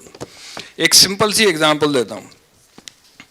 आप PO 2 दिन late कर दीजिए, उसका impact ये है कि 120 days के बाद वो चीज़ बाय वर्चू ऑफ शिप तकरीबन 15 दिन डिले होगी, क्योंकि शिप उस तरह से नहीं मिलेगा। 15 दिन डिले हो जाने की वजह से होगा ये कि आपका जो एक्चुअल फंक्शनल सीजन है, जो हमारे पास समर एंड प्रोजेक्ट सीजन होता है, जिसमें हम 6 महीने का प्रोजेक्ट करते हैं और 6 महीने एक्चुअली हम मेंटेनेंस करते हैं, क्योंकि आपकी बारिशों और उन सब चीज़ों की वजह से प्रोजेक्ट्स हो नहीं सकते। वो 15 दिन की वजह से आपका जो टोटल वर्क इम्पैक्ट है वो आपके पास सिर्फ 15 दिन रह जाएगा, आप उसको कंप्लीट नहीं कर सकते। कंप्लीट नहीं कर सकेंगे, शटडाउन खत्म हो गए। शटडाउन खत्म हो गए तो उसकी वजह से जो एवरेज लॉस होगा, वो नंबर ऑफ यूनिट्स जो कि हम सेल कर सकते थे इलेक्ट्रिसिटी के, वो नहीं हो सके। That is the impact of 2 days delay of a PO। these things you need to understand and mature upon. जब आप इस चीज को लॉन्ग टर्म में देखते हैं ना, only those of you will grow who can actually link that transactional accuracy to the management. Organizations में जो काम होता है ना, वो इस तरह से होता है कि सबसे पहले ट्रांजैक्शनल है, फिर उसके बाद ऑपरेशनल है, फिर प्रोसेस ओरिएंटेशन है, फिर स्ट्रेटेजिक है। हम माजरत के साथ अक्सर बच्चों को मैंने ये देखा है कि वो ये सोचते हैं कि जब हम इंटरव्यू देने जाएंगे ना तो CEO सीट से उतर के खड़ा हो जाएगा और कहेगा सर आप आ जाए। ऐसा नहीं होता। You have to work towards it. अच्छा जी, since we are living in a very social media influenced fake glamorous world, तो एक्सपेक्टेशंस भी उसी हिसाब से सबकी होती हैं। सो एक चीज़ जो मैंने अपने फादर से स्पेशली सीखी है, या मैंने अपने छोटे से करियर में जो एक्सपीरियंस करी है, कि एक चीज़ अपनी लाइफ में बिल्कुल सॉर्ट आउट कर लें कि अल्लाह ताला कुरान शरीफ में 2 चीज़ें कहते हैं कि यार रिस्क और इज़्ज़त ना, ये हम जिसे चाहें बेहिसाब दें, जिसे चाहें नफा तुला दें। ये 2 चीज़ें ना इस वक्त 99.9% ऑफ द पॉपुलेशन की प्रॉब्लम है कि ओवरनाइट सक्सेस मिल जाए, ओवरनाइट मुझे कोई डेजिग्नेशन मिल जाए, ओवरनाइट मैं अमीर हो जाऊँ, ओवरनाइट मुझे पॉपुलैरिटी मिल जाए। इन 2 चीज़ों को अगर आप सॉर्ट कर लेंगे, 2 चीज़ें आपके बस में ही नहीं है। Next 2 things are very very important जो कि आपको अपने करियर में करनी है, कि मेरी पर्सनल ग्रूमिंग किस तरह से हो रही है और मेरी प्रोफेशनल ग्रूमिंग किस तरह हो रही है। ये बाकी की 2 चीज़ें ना उसका आउटकम है जो पहले मैंने बताई। सो पॉइंट इज़ कि आप very honestly try to learn things, जहाँ भी आपको अपॉर्चुनिटी मिले, जिस भी ऑर्गेनाइजेशन के अंदर या इवन अपने बिजनेस के अंदर, try to deep dive into it. Grass root level पे जाके चीज़ें एग्जीक्यूट किस तरह होती है वहाँ से चीज़ें देखना शुरू करें, then try to build your career upon it. तो जब आप अपनी 2 गोल्स रखेंगे कि यार इस 1 साल के बाद या 6 महीने के बाद या इस जो भी मेरा छोटा सा टेन्योर था उसके बाद अपनी जब आप पर्सनल इवैल्यूएशन करेंगे, जो कि सबसे रियलिस्टिक और सबसे सच्ची होगी, जो आप अपने आप से कर रहे होंगे कि इस पूरे जर्नी के अंदर मेरी पर्सनल ग्रूमिंग कितनी हुई और मेरी प्रोफेशनल ग्रूमिंग कितनी हुई। अगर ये 2 चीज़ें आप अपने आप से जस्टिफाई कर सकते हैं ना, तो फिर आई डोंट थिंक कि करियर में आपको कोई भी चीज़ रोक सकती है। सो दैट्स माई लर्निंग, एक छोटी सी बड़ी learning. So I want to start from the inside actually कि आप लोग खुद सोचें कि आप लोग की comparative strategy क्या है. You know, we talk about the organization. I've seen professional people who have done masters in marketing, career marketing में start किया, पसंद नहीं आया, field change कर ली, finance में move पसंद नहीं आया, then move to the supply chain. So you need to find out where your strength.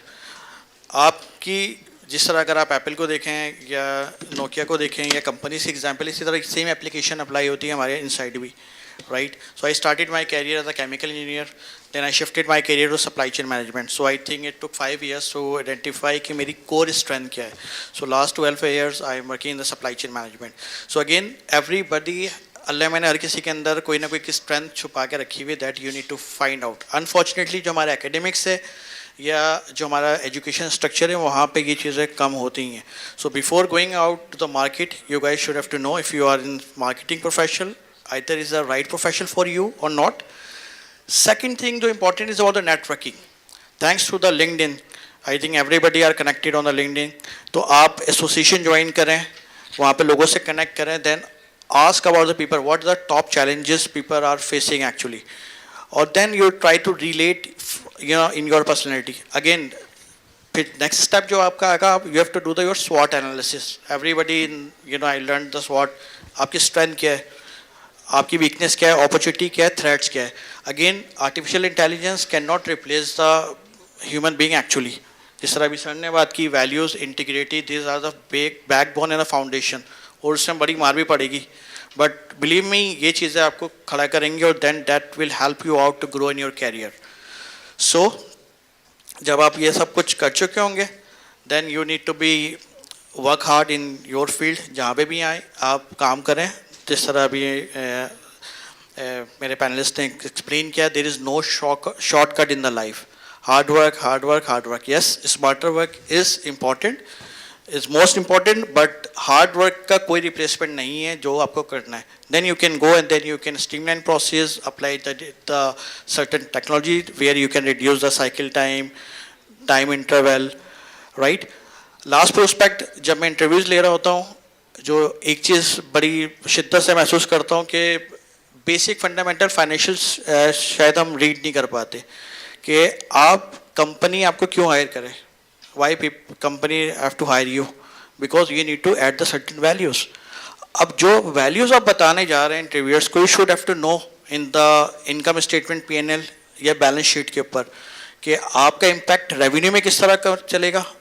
Because interviewer, I think all of my colleagues जो panelists हैं, ये सारे top management के लोग हैं, right? They are not expecting entry level के ऊपर ही चीज़ें पता हो, but yes, fundamental you guys should have to know. P&L क्या एक्सप्लेन करता है और आपकी फील्ड किस तरह रिलेट कर सकती है और लॉन्ग टर्म में जाके आप कंपनी के लिए किस तरह एसेट बनेंगे. So these are the few advices. So I think this topic is very vast. अगर आप इस पर 2-3 घंटा भी बात करें तो शायद ये कम पड़ जाए. बट यस, फाइंड आउट आपके स्ट्रेंथ क्या है, डू द स्वॉट analysis, do the networking and then work hard and इंशाल्लाह you will be successful in the life. Shahab साहब, सिर्फ एक सजेशन है आप लोगों के लिए पहले 4 साल या 5 साल जिस तरह से रेट ऑफ चेंज है इस दुनिया में, आपकी जॉब की मेहनत इटसेल्फ आपको ग्रो नहीं कराएगी. You need to spend 20% of your time into learning something new every day, consistently. मैंने अपनी लाइफ में ये चीज़ देखी कि those who actually devote their time in learning, और ये डिग्री के प्रोग्राम्स की बात नहीं कर रहा, मतलब मैं ये नहीं कह रहा कि आप इसके बाद MBAs करें, और मतलब try to learn different things. Try to learn. आप अकाउंटिंग सीख सकते हैं, आप दूसरे एस्पेक्ट सीख सकते हैं, आप कोडिंग सीख सकते हैं फॉर दैट मैटर. मैं ऑनेस्टली स्पीकिंग मुझे शायद आज से 4 साल पहले बहुत सारी रिपोर्टिंग का पता भी नहीं था. बट आई रियलाइज कि यार इफ मुझे डाटा एनालाइज करना है तो मुझे ये पता होना चाहिए कि डैशबोर्डिंग होती कैसे है, डाटा इंटरफेस है क्या, डाटा मॉडलिंग क्या चीज़ है. तो इवन 50 साल की एज में अगर आप कुछ चीज़ सीखने की कोशिश करें, टाइम थोड़ा ज़्यादा लग जाता है हमको, लेकिन कर लेते हैं. इम्पोर्टेंस ये है कि आपका लर्निंग एटीट्यूड रहना चाहिए. Those who don't learn gets obsoleted very easily. Okay, all right. So now we are opening floor for question answer session. You can ask question from any of the guest, panelist. Please tell your name and indicate anyone among them if you want to ask question. Yes.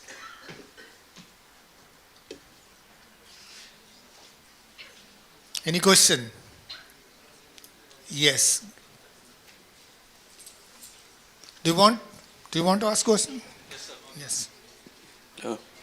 Sir, my name is Noman Ijaz and my question is to all the panelists. मेरा question ये है कि we talk about the impact of COVID. लेकिन recently 1 साल से जो economic and political condition चल रही हैं पाकिस्तान में, तो उस हवाले से बिजनेसेस की क्या अप्रोचेस होनी चाहिए. Recently we talk about logistics problem जो आ रही हैं. रिसेंटली रोज़ रोड ब्लॉक्स हो जाते हैं जिसकी वजह से शिपमेंट्स में बहुत ज़्यादा प्रॉब्लम्स होती हैं. Secondly dollar link prices of raw material, उसके अंदर हमें बहुत ज़्यादा प्रॉब्लम्स आ रही होती हैं, और ये सारी कॉस्ट वो कॉस्ट हैं जो हम कन्वर्ट भी नहीं कर सकते कस्टमर्स पे. तो हम इसको किस तरीके से केटर्स कर सकते हैं बिजनेस पर्सपेक्टिव में. जी, सप्लाई चेन से रिलेटेड क्वेश्चन. अच्छा, पाकिस्तान का इंटरेस्टिंग फैक्ट ये है कि अगर कोई और कंट्री होता तो शायद अभी तक डिफ़ॉल्ट कर चुका होता. राइट, अल्हम्दुलिल्लाह पाकिस्तान सेव है. उसकी एक रीज़न ये कि हमारी एक बहुत मेजॉरिटी ऑफ द जो इकनॉमी वो अनडॉक्यूमेंटेड पैरेलल चल रही है. राइट, पाकिस्तान में बड़े इंटरेस्टिंग रूट से सामान आ रहे हैं एक्चुअली. सो अल्हम्दुलिल्लाह हमारी इकनॉमी चल रही है और पाकिस्तान डिफ़ॉल्ट नहीं करेगा. आप अक्सर हमेशा सुनते रहते हैं, राइट, बिकॉज हमारी जो डॉक्यूमेंटेड इकनॉमी है उससे कई गुना ज़्यादा हमारी अनडॉक्यूमेंटेड इकनॉमी जो हमारी चल रही है. राइट, चैलेंजेस हैं बिजनेस को. Right, business what the business has done, they find the way to diversify and they find the way to bring the material in Pakistan actually by the different channel. Legally channel भी हैं, कुछ और दूसरे channel भी जो work around के आपके element है. और जो सबसे बड़ी अपॉर्चुनिटी मैं देख रहा हूँ प्रोफेशनली जो यंगस्टर्स को हैं, कि अभी अगर आप बात करें ग्लोबल लेवल के ऊपर, I am talking about supply chain professional. So जब हायरिंग मैनेजर इंटरव्यू ले रहा था, out of 10 candidates 7 candidate straightforward reject हो जाते हैं. So there is a strong shortfall of the skills. अगर आप पाकिस्तान की बात करें, so I can give the 90% of the this rate, कि अगर हम 10 का इंटरव्यू लेते हैं तो शायद एक कैंडिडेट हमारा गो थ्रू करके आगे आता है. Because there is a good opportunity जो आपको गेन करनी है after learning all this thing that the panelist have discussed. और सेम थिंग इंटरव्यू एक्सपेक्टिंग कि अगर हम आपको हायर करेंगे तो what the strategy you will bring on the table. As I discuss about the connection, so you need to make the connection with the certain professional. If you are the supply chain, you should have to connect it with the concerned people, and then you have to connect it with the global people as well. So it will help you out to in order to understand the economic and the global supply chain situation. Would you like to add anything? Basically supply chain जो है ना वो evolve हो रही है. बहुत सारी चीज़ों में ये फैक्ट है कि हमारे लीड टाइम्स बढ़ गए हैं, हमारी रिजिलियंस है, फाइनेंशियल इंस्टेबिलिटी है. लेकिन जो एक बहुत इम्पॉर्टेंट एस्पेक्ट है कि जो इनोवेशंस इस पिछले कुछ टाइम में डेवलप हुई इसी मार्केट के हवाले से, वो uses of same material into a different forms, वो जो हम रिकपल करने के लिए मटेरियल इस्तेमाल करते हैं। प्रॉब्लम ये है कि हम किस तरीके से इन सब चीज़ों से बाहर निकलें या सोचें। Living in this environment actually makes us more resilient, और हम इसको ज़्यादा बेहतर तौर पे यूज़ कर सकते हैं। इंटरनेट, मुझे ये एक बहुत अच्छी एग्जांपल थी, why can't we use this particular phase as for growth as India has done in 70s and 80s. हम लोकलाइजेशन की तरफ क्यों नहीं जाते? आपकी करेंसी की डिवैल्यूएशन वेनेजुएला से ज़्यादा नहीं है। आपकी सिचुएशन, हमारी ट्रैफिक की सिचुएशन फिलीपींस मनीला से बुरी नहीं है। Dhaka is the worst city in whole of Asia for having a car. We are living in a much better environment. Problem ये है कि हमें एटीट्यूड प्रॉब्लम सॉल्विंग का देखना है कि हम कैसे सॉल्व कर सकते हैं। Okay, any other question? Yes. Yes. Mic arrange कर ले. Mic.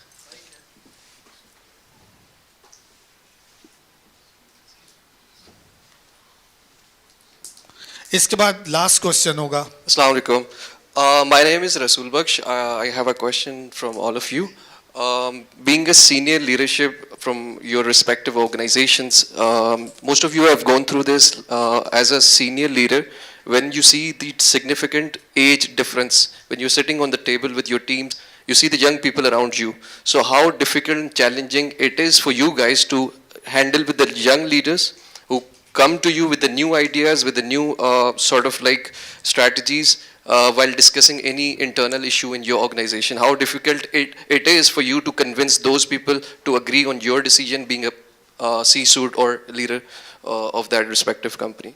Especially this question is for Sir CEO साहब जो है हमारे पैनलिस्ट, इरफान साहब हर्ट्स। भाई क्या नाम आपका?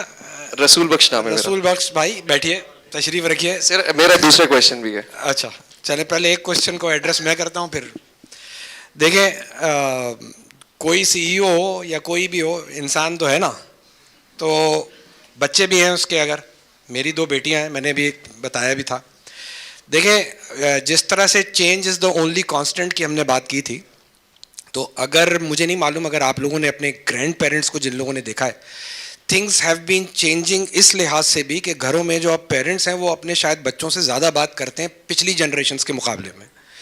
नाउ इसी चीज़ को आप लेकर ऑर्गेनाइजेशन के अंदर भी जाइए।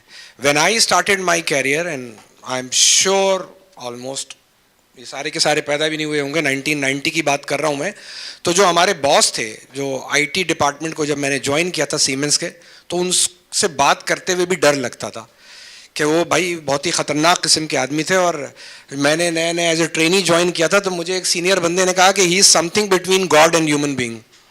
मैंने कहा इसका क्या मतलब होता है भाई? कहने बस ये गॉड तो हम इनको कह नहीं सकते और ह्यूमन बीइंग ये है नहीं।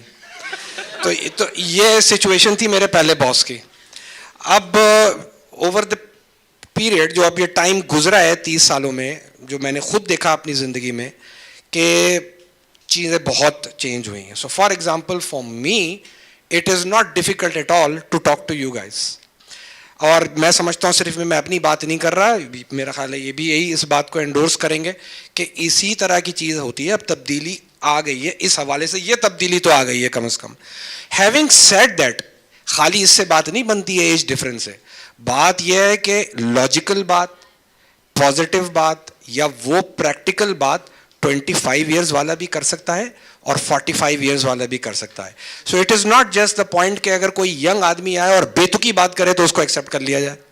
But if the point is logical and if it is suggested, एक ऐसी चीज़ सजेस्ट की जा रही है जिससे इम्प्रूवमेंट आ सकती है, तो क्या कोई CEO हो, कोई डिपार्टमेंटल हेड हो, उसको इसको पॉजिटिवली लेना चाहिए। और मेरा ख्याल है कि अब ज़्यादातर बिजनेस लीडर्स ले रहे हैं, क्योंकि eight the end of the day एक शख्स के पास थोड़ी अल्लाह ने सिर्फ जहन दिया है। सो हमें दूसरों की बात को लेना चाहिए. मैं समझता हूँ, मैं तो किसी हद तक कोशिश करता हूँ और ये लोग भी बिल्कुल करते ही होंगे और इम्प्लीमेंट करते होंगे. Anyone would like? अच्छा, इसमें आप लोग, आपके एक पर्सनल एक्सपीरियंस भी है कुछ. वैसे प्रॉब्लम ये नहीं है कि बोल कौन रहा है, प्रॉब्लम ये है कि वो कैसे बोल रहे हैं. एक ही आइडिया ऑनेस्टली मेरे 2 डिफरेंट जूनियर्स ने प्रेजेंट किया, एक ही idea with a slight variation. एक ने जिस तरह से प्रेजेंट किया मुझे कुछ समझ में नहीं आया, मुझे कुछ भी समझ में नहीं आया कि वो एक्चुअली करना क्या चाह रहा है. दूसरे बंदे ने वही प्रेजेंट किया आइडिया और ही actually goes through the cycle कि क्या, किस तरह से, क्यों, कब, किस, ही कन्विंस. प्रॉब्लम ये भी है, right now I don't think कि एज डिफरेंस इतना बड़ा डिफरेंशियल है.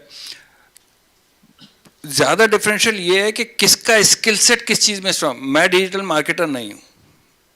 Probably half of my age would be a person जिसको मैं डिजिटल मार्केटिंग में लुकअप करूँ, क्योंकि वो ज़्यादा जानता है मुझसे. लेकिन जब आप बात कर रहे हैं कि अपना आइडिया को प्रेजेंट करने, तो ये बहुत ज़रूरी है कि आप किस तरह प्रेजेंट कर रहे हैं.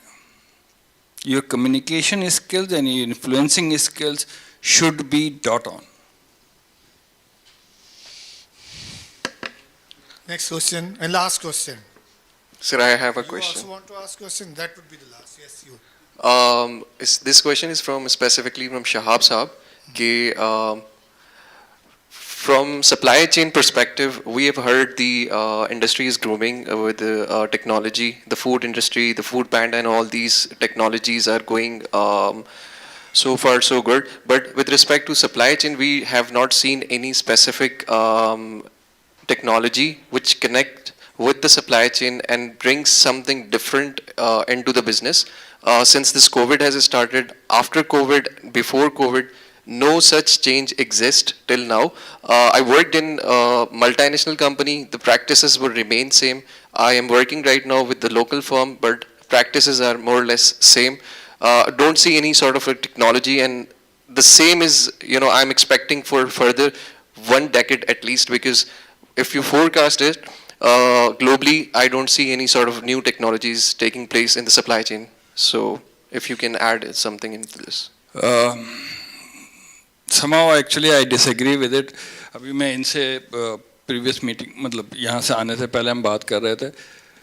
The evolution of supply chain that has happened in the last 5 years is more than what has happened in the last 50 years. Problem यह है कि आप चीज़ों को उसकी कंटिन्यूटी में नहीं देख रहे हैं. आप एक बेसिकली एक ट्रांजैक्शन को देख रहे हैं कि किस तरह से इंफॉर्मेशन पहले बहुत मैनुअली कम्बरसम चीज़ थी. जो एक लड़का बैठ करके एक्सेल पे डाटा इनपुट करता था, फिर वो सारा कंपाइल होता था, फिर उसके बाद वो जाता था, फिर उसके बाद आपकी रिपोर्ट बनती थी. नाउ पावर बीआई के थ्रू वो सीबीटी फाइल है, ठक वो उसने अपडेट किया, वो ट्रांजैक्शन. मेरे मतलब हम एक प्रोजेक्ट कर रहे हैं, उसमें होता ये है कि वो जीआईएस के ऊपर वो लड़का ऑन साइट उस पर्टिकुलर पोल को टैग करता है, और वो टैग करता है. मुझे यहाँ पर अपने डैशबोर्ड पे ये मालूम है कि कितना काम आज के दिन इस एई ने कर लिया, कितना मटेरियल कंज्यूम हुआ, ठीक है, और उसकी पूरी डिमांड साइकिल जो है वो चल रही. प्रॉब्लम जो मैं आप लोगों से, ये जो अक्सर मेरी भी थोड़ी सी फ्रस्ट्रेशन इस बात की है, हम लोग बहुत तेज़ी से चेंज तो चाहते हैं, लेकिन हमें ये नहीं पता होता कि हमें चेंज करना क्या है. आप लोग, you are the agents of change, you should know the technological aspects जिसको हम चेंज कर सकते हैं. और जैसे कि बहुत अच्छी बात की ने कि हम लोग बातों का बहुत एक्स्ट्रावेगेंट बातें कर रहे होते हैं. सर ये आप टैब्स लें, ये कर लें. भाई उसकी वैल्यू एडिशन क्या है? Value addition is the key to any process improvement. अगर आप ऑर्गेनाइजेशन में हैं और आप एक सिंपल रजिस्टर को एक्सेल पे मेंटेन कर रहे हैं, तो वो भी वैल्यू एडिशन है. लेकिन उस वैल्यू एडिशन को प्रेजेंट क्या करना है, और आपके value is equal to benefit minus cost. if your cost is actually increased than your benefit, then it's no value. तो सप्लाई चेन में बहुत इंप्रूवमेंट्स आई हैं, चेंजेस चेंज हो रही हैं. सप्लाई चेन के दो एस्पेक्ट्स हैं. एक है जो एक्चुअली ट्रांजैक्शनल कंट्रोल है, जो क्या आईटी के इंटरफेस की वजह से डेवलप हो रहा है. दूसरा उसका प्रोसेस इंटरफेस है, जो पूरी दुनिया में बहुत तेज़ी से चेंज हो रहा है. हम लोग बैकवर्ड मार्केटिंग पे चले गए हैं, हम लोग रिवर्स इंजीनियरिंग पे, रिवर्स फ्लो पे जा रहे हैं, हम डाउनवर्ड फॉरवर्ड बैकवर्ड इंटीग्रेशंस की तरफ जा रहे हैं. दुनिया में मॉड्यूलर मैन्युफैक्चरिंग स्टार्ट हो चुकी है. हम डिज़ाइन में इंटीग्रेटेड कॉन्सेप्ट्स लेके आ चुके हैं. आज के दिन आपके जो मोबाइल है वो सबसे ज़्यादा ऑब्सोलीट वो है जो आपने आज ख़रीदा है, इसलिए कि इससे 3 जनरेशन्स ऊपर ऑलरेडी डिज़ाइन हो चुका, वो मैन्युफैक्चरिंग में जा चुका.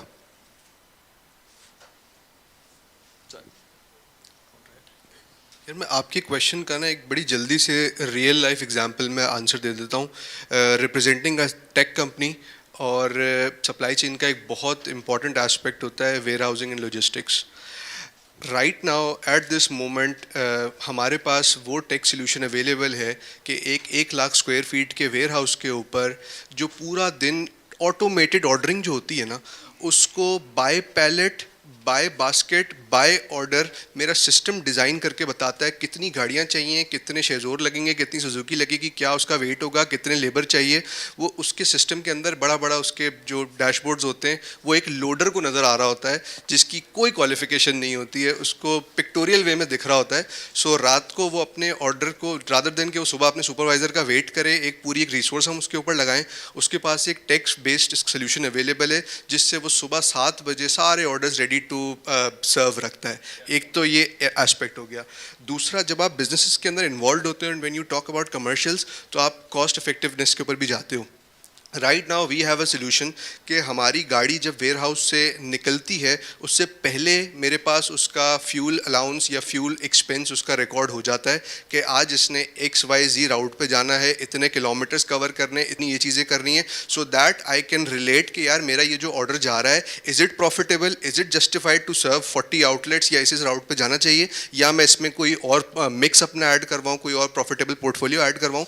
तो इट्स नॉट ओनली अबाउट कि आप एक ट्रांजैक्शन को देखें to get digitize, it's the process, जो पूरा प्रोसेस डिजिटाइज्ड हो रहा है. So yes, there are tech solutions which is available और बहुत सारी कंपनीज में बहुत सारा काम कर रही है. सो पार्शियली एग्री करूंगा मैं आपसे. और जो सप्लाई चेन इज 2019 से पहले it was a back office, now it's become the part of the board office actually. अब आपको जितनी बड़ी कंपनीज हैं वहाँ पे आपको सप्लाई चेन का कोई ना कोई बंदा मिलेगा, उसके अंदर permanent member of the board. Actually problem कहाँ पे आ रहा है? प्रॉब्लम आ रहा है स्किल्स का भी. जिस तरह सर ने बात की कि हमारे पास supply chain is still evolving in Pakistan. Actually supply chain is about starting from the sales demand and then come to the purchasing, manufacturing, logistic, warehousing and customs as well, then dispatching to the retailer, wholesaler. It's a complete cycle actually. So what is happening right now, हमारे पास एक बहुत बड़ी skills की lacking है कि कोई बंदा अगर procurement में था, that is heading the supply chain, so they don't have the holistic view about the thing. So when they are talking about they're talking about the only the procurement side. Similarly, जो बंदा manufacturing में था, they promoted and now they become the part of the, you know, so they are thinking like मैं manufacturing prospect से किस तरह enhance कर सकता हूँ. So supply chain जो promote करती है वो holistic view करती है. तो this is a wonderful opportunity in Pakistan कि जब आप अपने मैनेजमेंट को, बोर्ड को ROI बताएंगे, बिजनेस केस बताएंगे और इसको अगेन लिंक करेंगे फाइनेंशियल वे से, so definitely you will achieve the breakthrough. Last example एक कोट करूंगा कि अगर आप एक प्रोक्योरमेंट में $1 बचाते हैं तो आपका $1 बॉटम लाइन पे इंक्रीमेंट होता है. सिमिलरली $1 बॉटम लाइन में बचाने के लिए आपको $5 की सेल्स बढ़ानी होती है. राइट तो दैट्स द बिगेस्ट डिफरेंस जो कि सप्लाई चेन को स्ट्रेटेजी बना रहा था. जिस तरह तमाम स्टूडेंट्स हैं, I am not promoting supply chain because I work with the global different projects with the Honeywell. So और जब मैं पाकिस्तान में आके देखता हूँ तो is a wonderful opportunity for all the young gentleman, खासकर आप लोग आए. In my department 50% of the people are the MTO actually, because I am investing my time for the future department that I am seeing the next 5 to 10 years actually. तो similar manner जितनी भी बड़ी companies हैं आप MNCs उठा लें, they are also taking the same thing. तो अगर आप qualified हैं, you have a good understanding, technology के साथ अपनी चीज़ों को link कर सकते हैं, so the market is open for all. All right, last question. Hi panel, this is Adil here and I have question for the respected panel.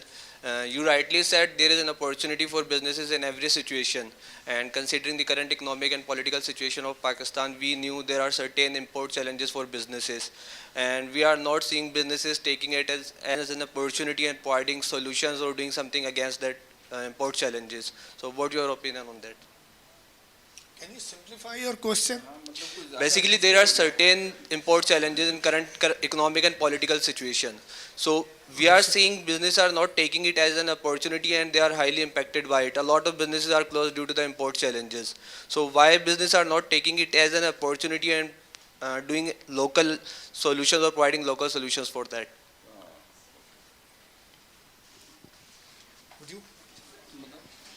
ये देखो सिंस आप बाहर से बैठ के देख रहे हो, so you are getting a feel के लोग नहीं सोच रहे, but everyone who is involved in any sort of commercial activity, उसका सर्वाइवल ही अपनी कंपनी के प्रोग्रेशन और ग्रोथ के ऊपर है.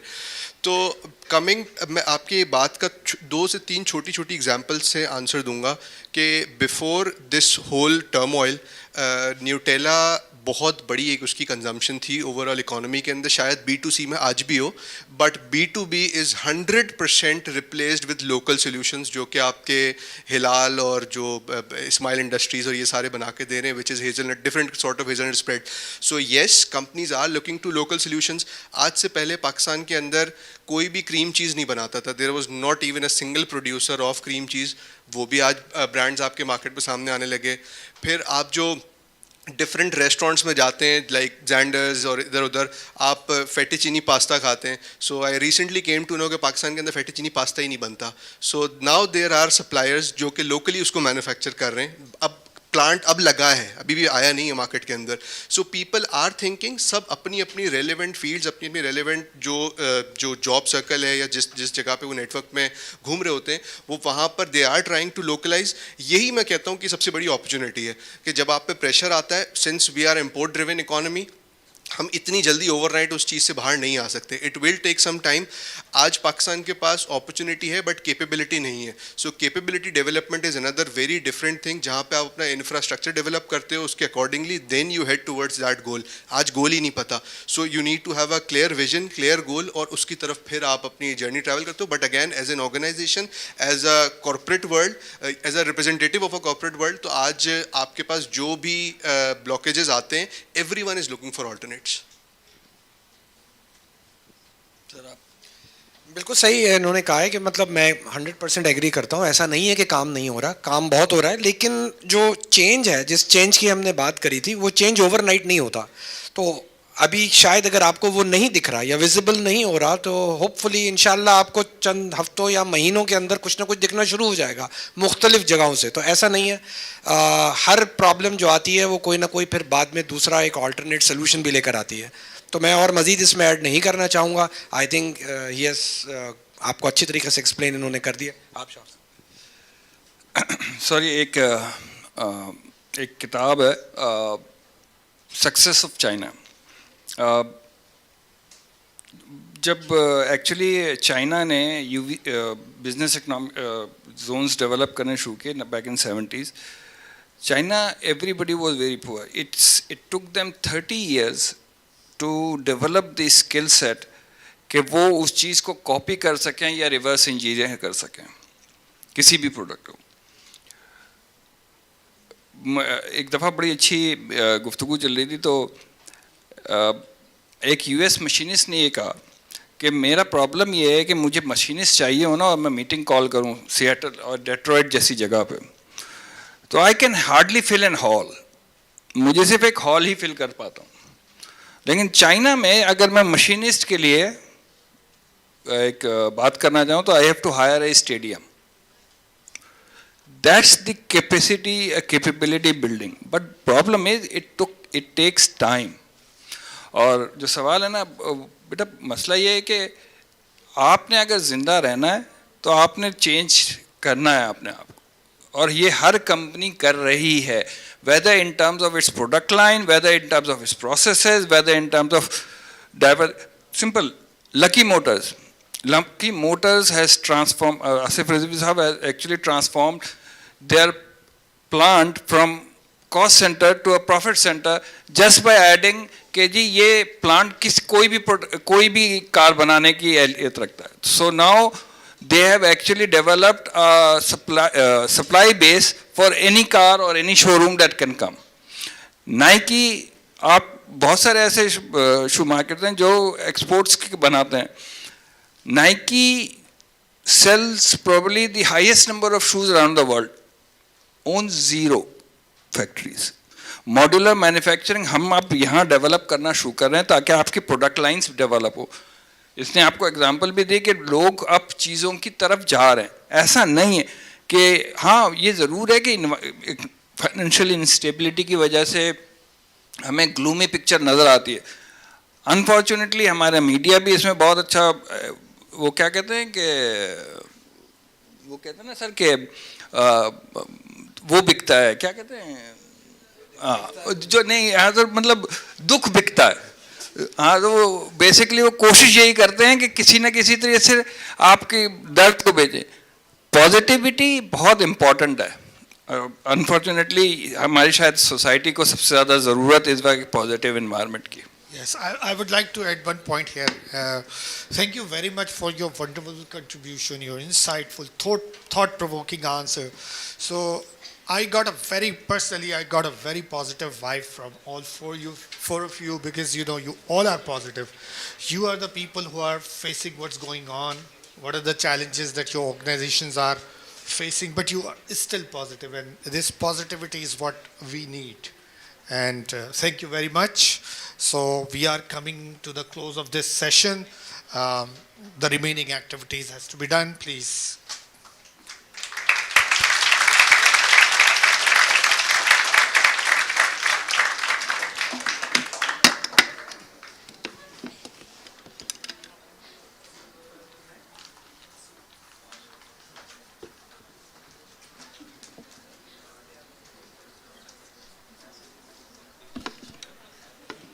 I would like to Hello? Hello. I would now like to request our Program Director, Sir Jameel, to come present vote of thanks for our esteemed panelists.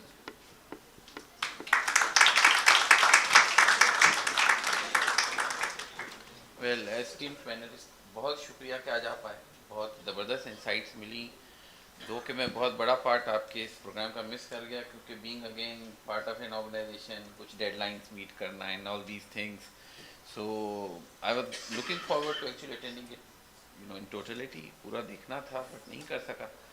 और सिर्फ एक चीज़ मैं और ऐड करूँगा, आई डोंट नो पैनलिस्ट और students कितना करेंगे उसके साथ ऐड, जो अभी लास्ट वाला स्पेशली क्वेश्चन था उसी पर्सपेक्टिव में कि I don't know, that is my feeling कि हम एज ए नेशन और एज ए सोसाइटी डिसिप्लिन और जो लॉ या पॉलिसीज़ है ना उसको I think that is my understanding हम लाइक नहीं करते हैं. हमें ज़रा लॉलेस सोसाइटी अच्छी लगती है कि जिस वक्त जो मर्जी आए करें कर गुजरें. तो आप अगर देखें डिफरेंट फोरम्स पे जो कुछ हो रहा है होता रहा है, तो हम कुछ बहुत ज़्यादा लाइक नहीं करते हैं, दो कि हम बातें बहुत करते हैं, ठीक है.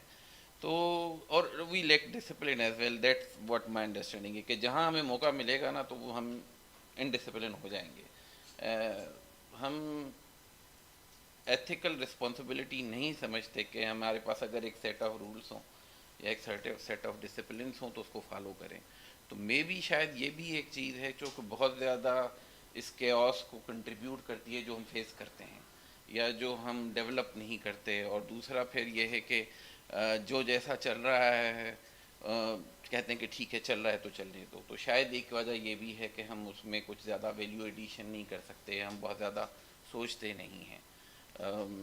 आई डोंट नो, अभी कुछ दिन पहले मैं किसी एक और डिस्कशन का पार्ट था जो कि इतनी फॉर्मली तो नहीं थी, तो ऑटो सेक्टर पे बात हो रही थी. तो आई थिंक जब 80s में ऑटो सेक्टर में हमने स्टार्ट किया था पार्क सुजुकी को, तो उससे और अभी तक का जो एक काइंड ऑफ प्रोग्रेस थी उसको डिस्कस किया गया, तो उसमें यही कहा गया था कि ना तो जो ऑटो मैन्युफैक्चरर्स हैं और ना ही गवर्नमेंट ने इस चीज़ को मतलब अंडरस्टैंड किया भी और इसको इन्फोर्स करने की भी कोशिश नहीं की कि हमें लोकल मैन्युफैक्चरिंग की तरफ जाना चाहिए रादर देन असेंबली.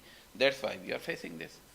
तो वो बहुत सारी चीज़ें इसमें कंट्रीब्यूट करती हैं, but wonderful value addition by panelist जो उन्होंने बात की. एंड अगेन सर बहुत बहुत शुक्रिया आपका. Thank you.